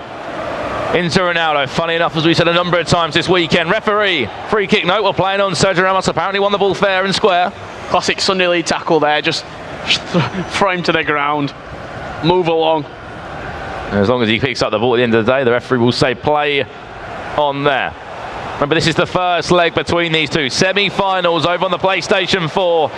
They've both been via Swiss style here. Icevogel, he went 5-2. 4 wins you'll need to get through. And at the moment, no one has stopped Nicholas. He is unbeaten. All right, Icevogel! Out the blue! Just like that, makes this game all square. Great play from Icevogel, kept the possession, moved it in and around the box, just on the outside, didn't rush anything, waited for the opportunity for Nicholas just to pull one of the players out to meet it. As soon as that happened, exploited the space for Neymar. We're seeing the changes right now, attacking changes from Nicholas. Kante coming on at left CDM, and Pele coming on at right cam. All square in terms of stats. I think 53% possession, slightly edged. Shots 5-3 on target. You saw that from Nicholas there. He just put up the aggression on his defenders to 75, I think that was. So clearly he wants his team to push higher up the pitch and meet the ball. If you look at it there, pretty deep is back four. Almost on the edge of their own box. And you have to say, looking at how this bracket has gone, how this tournament's gone, the hardest challenge he has had was got through last round. He really did seem to struggle against him, and he needed a little bit of fortune, a little bit of luck to go his way. Yes, he did save that penalty, Nicholas. However, was provided a penalty, took that chance really late on in the game there. And Icevogel, can he do the same? He's just scored a massive goal now. Obviously, he beat Maestro 4 goals to 3 as well. So they've both come out of very tightly contested quarterfinals, you can say, Richard. Is he through? Nicholas, referee. That would have been a little bit harsh if it was given into Ronaldo R9. Ramos, just to the edge of the area, hit it with Rude Hullet, ball roll into a fake shot.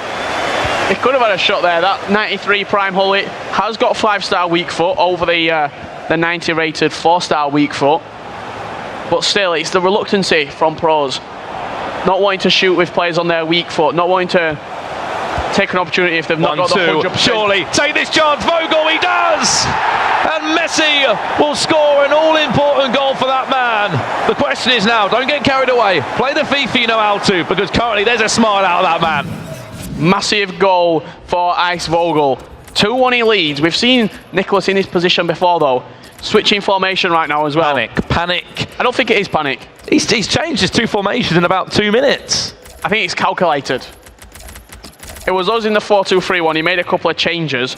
Right now he's switching into a 4-4-2. Slightly more attacking variation. Did he go into a 4-2-3-1? Yeah, that's what he started originally, and then obviously changed something, or maybe just brought on Pele, I believe, for someone there, and now he finds himself down a goal. It was 1-0 up. Now it's 2-1 there. You can just see in the corner of your screen a score. That man isn't stopping either anytime soon. Falcon MS Desari is 1-0 up in his game. Yeah, I've spoken about MS Desari quite a lot over the weekend. Last week he were at ESWC, finished top 4. He only got beat by Dubsy, I think it was, and he was on fire last week. If he wouldn't have matched up against him, it could have gone all the way to Sari. I think he used that competition in Europe. He's probably stayed in Europe. He went straight to London, he told me, probably straight into a boot camp with some other rest of the world friends. And it just looks like everything's clicking right now for Desari. He's changed his formation throughout the weekend as well. He started in a 4-3-3, switched into a 4-4-2 to get more comfortable. And right now, he looks like a man to beat. Him and Nicholas seem to be there too, but currently Nicholas is getting beat. He is getting beat indeed, Richard. And maybe there could be a way around for this man. As should Ice Vogel, he's been playing in a number of FIFA World Cup qualifiers from Germany. Maybe doesn't show the emotion in the world. You know, I tried to have a few chats with him now and then in between G-Finny just to say well played, and I still feel, he probably doesn't understand a word I say, but I've said good games to him. I'm sure he gets that, or gets the gist of that at least, and all his performances so far on the virtual pitch is really having an impact on him in real life too.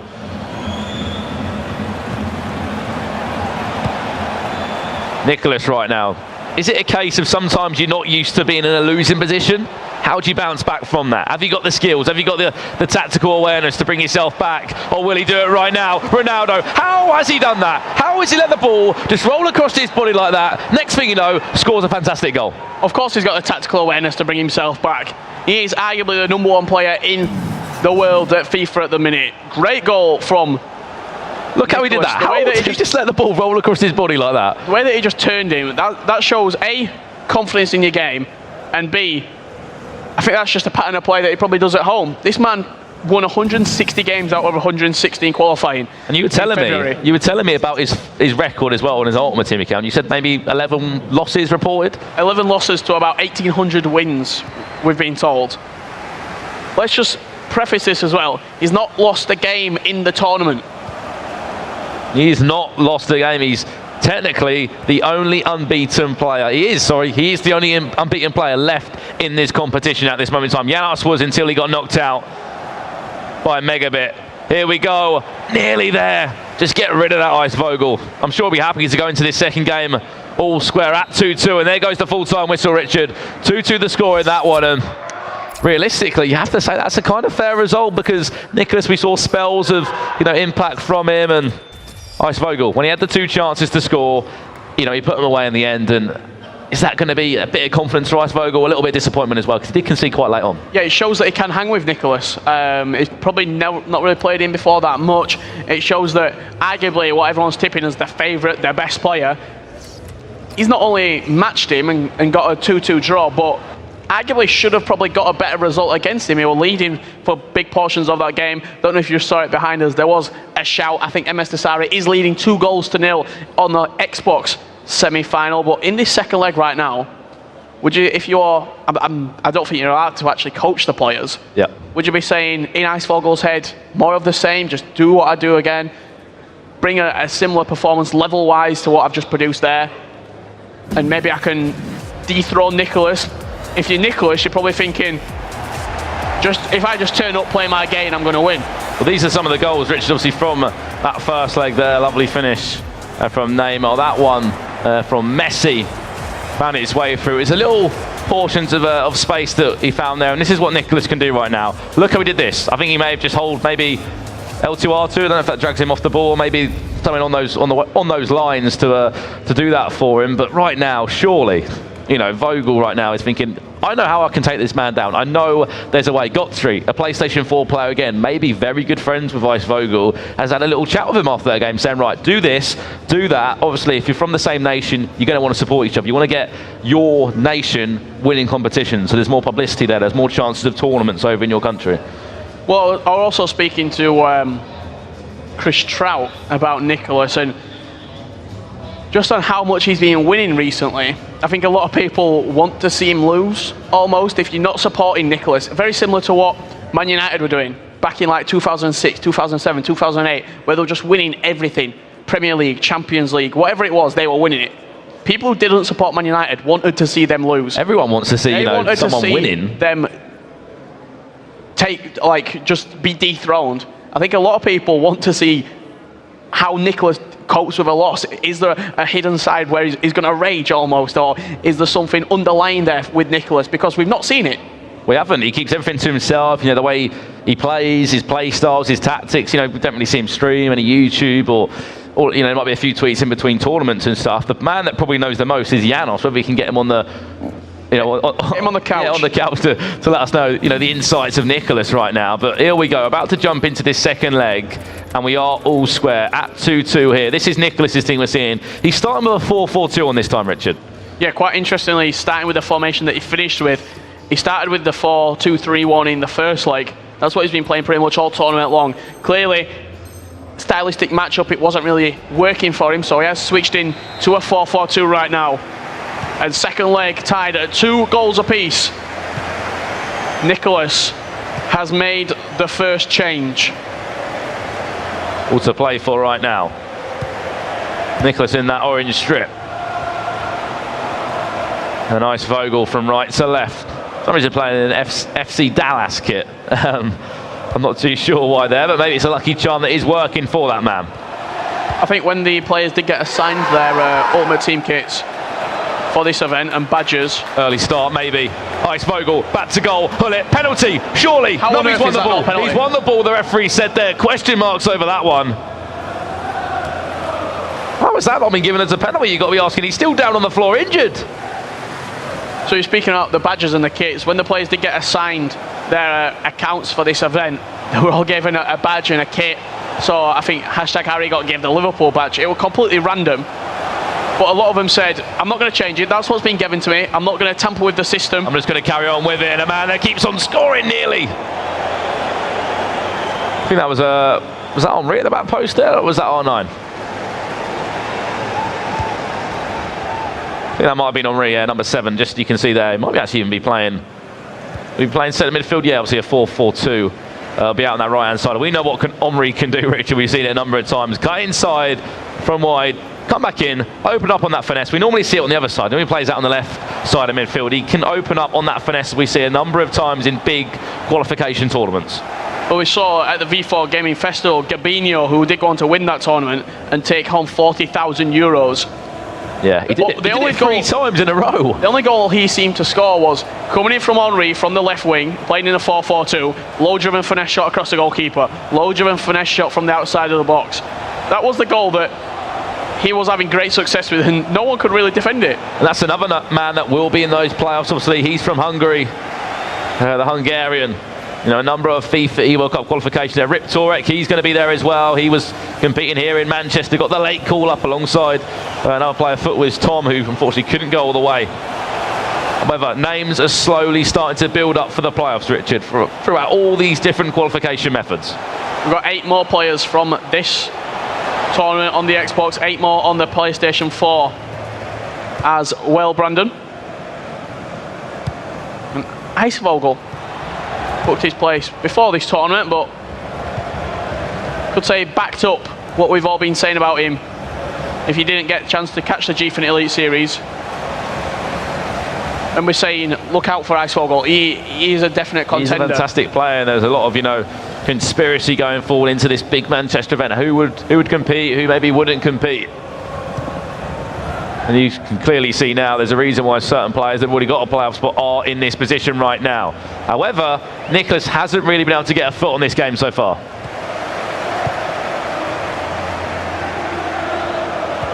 It has all been Ice Vogel so far in this game.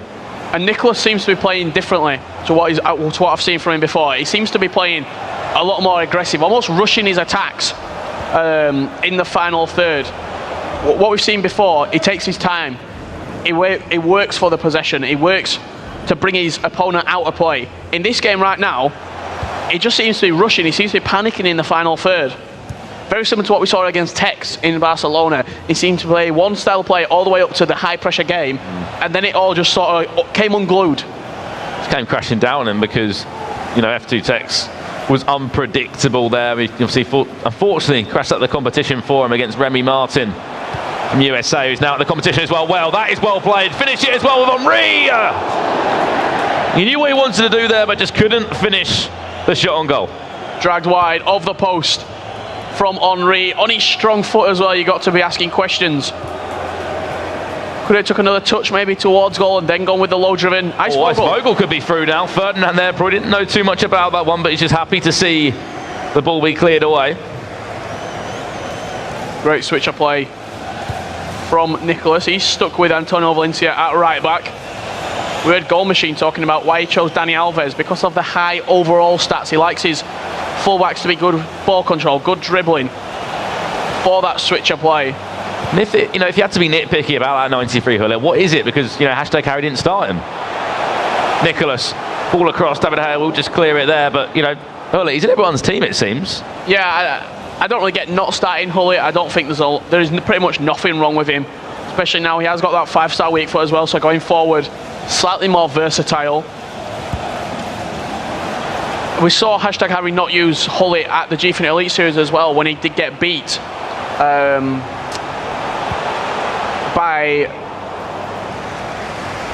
Aero, I believe.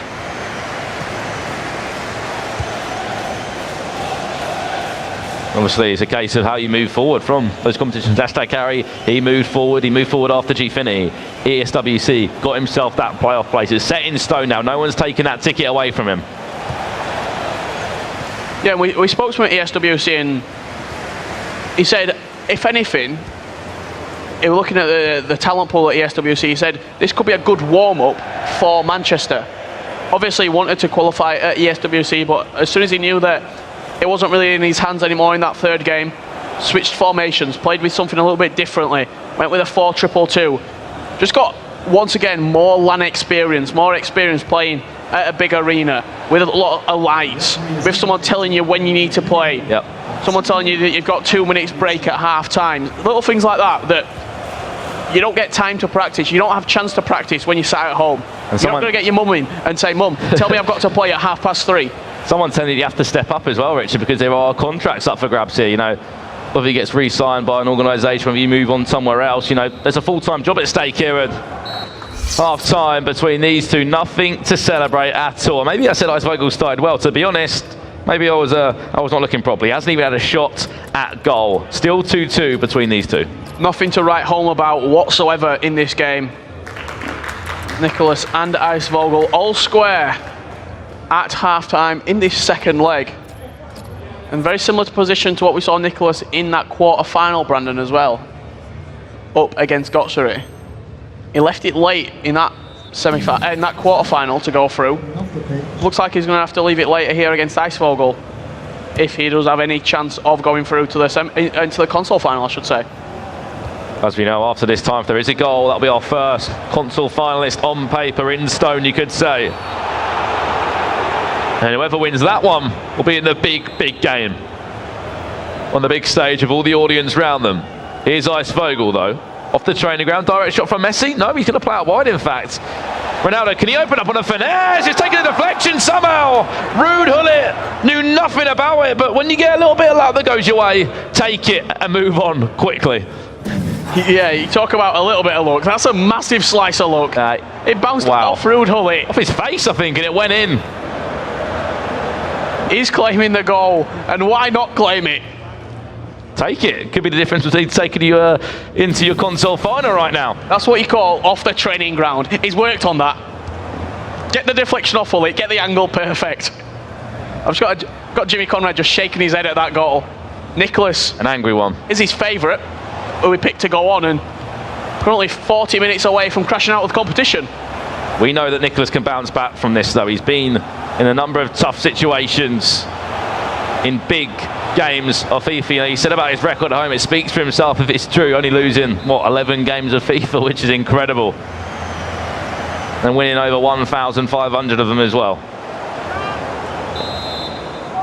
Well, what will he do from this corner? Will he play short from post flicker if he can find it? No, he wants to play short to Kante. Neymar will just drive out now. Can Icevogel continue to add a lot of pressure? Or will he try and manage this game right now? Threaded through ball to Messi. He's just toying with the back line there. He's actually pulled out. Rio Ferdinand, Marcelo's had to drop back into the centre-back position. Now they're all back across goal there. That just That's just clever there. You know where he's just dribble back to the keeper. He's got all his back four back in line, and now he can play forward again. You just saw the stats on the right-hand side of your screen. Nicholas has scored 61 goals coming into this semi-final. For Icevogel to only keep him at 2 shows how good Icevogel is in the defensive area. To stop Nicholas from pretty much creating anything and to almost force Nicholas into changing a different style of play. We spoke about it. He's definitely sped up in his attack. He's playing a lot more rushed, a lot more panicky. He hasn't been in positions like this before, and Marcelo knew nothing about that one. He was literally just about to come in a shot from CR7 there, Cristiano Ronaldo. A 99 FUT Team of the Year item. And still, Nicholas is down by a goal to 0 on aggregate. And in this game, in fact. Can he find the ball? There it was. Sergio Ramos, though, with the right place at the right time. And it doesn't need us to say it. Time is running out for that man. If Icevogel gets the next goal, got to think it's going to turn from a molehill into a mountain for Nicholas to try and get out of. And before we even qualify, month, people were saying, watch out for this man. You know, we were looking and we were, looking at pros and how they were getting on. He kept on popping up. Icevogel goes by, I think on Gfinity at the time, it was real E7. We spoke about the way that he performed at the Gfinity Elite Series as well. Oh, Nicholas out of the blue, a slight tackle. Somehow just saved by David De Gea. Yeah, great bravery from David De Gea to come out there and stop the chance. You saw Nicholas's bench there. Here we go. A lot of bronze players on the bench. Pressure is up, Richard. Aggression as well, probably in there as well. I'm guessing that's aggressividad, I believe. And then Pression. I've actually may have hit that one on the head there. Bit of Argentine. Spanish is getting better. But with only 20 minutes left. Look at that. Icevogel's had one shot on target and scored it. And was it even on target? It bounced off Floyd's face. And they say take your luck in the big games. And how will he bounce back now? Icevogel now, would you be looking to go a little bit more defensive? Or do you need, I think you need another goal. You have to go and get another goal to at least see yourself through this game. I know it's not going to be easy to go and get it. However, you can't sit back and shut up shop right now. So he's in the 4-2-2. It still is Icevogel. You imagine Hullet and Vieira stay about all attacking, cut passing lanes on the custom tactics. You saw his bench there as well. I think Kevin De Bruyne, I noticed, was on there. KDB, the team of the year. Manchester City centre midfielder. Corner for Nicholas. And now a bit of magic. Is he going to play short? Just whip it into the box. Ronaldo was there if he wants to. No, he's recycled it well. Well read there by Icevogel, by Vieira. I just don't get. There it is. That's the killer ball. This could be over now. Just drive forward, Vogel. Neymar's tracing him back though. He should have the pace. You know, he's done just enough.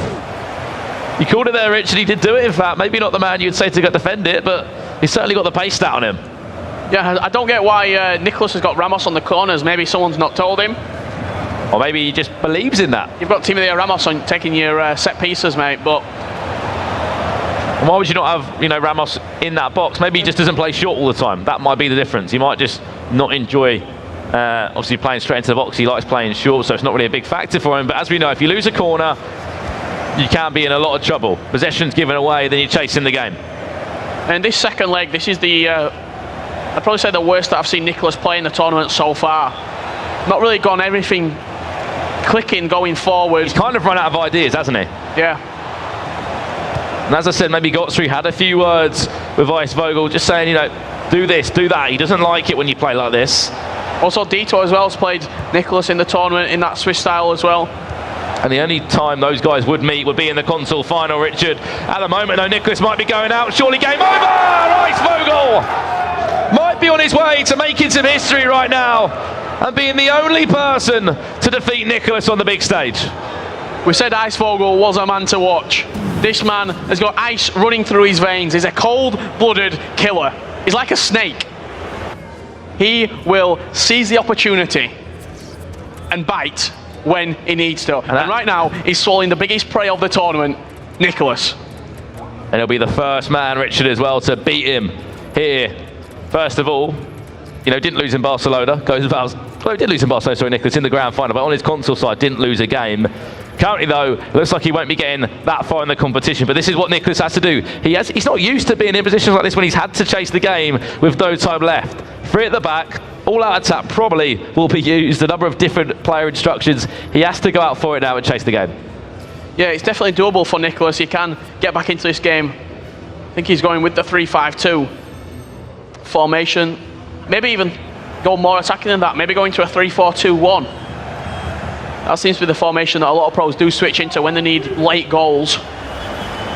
13 minutes left. If there's any chance of a comeback, have to score directly from kickoff for Nicholas.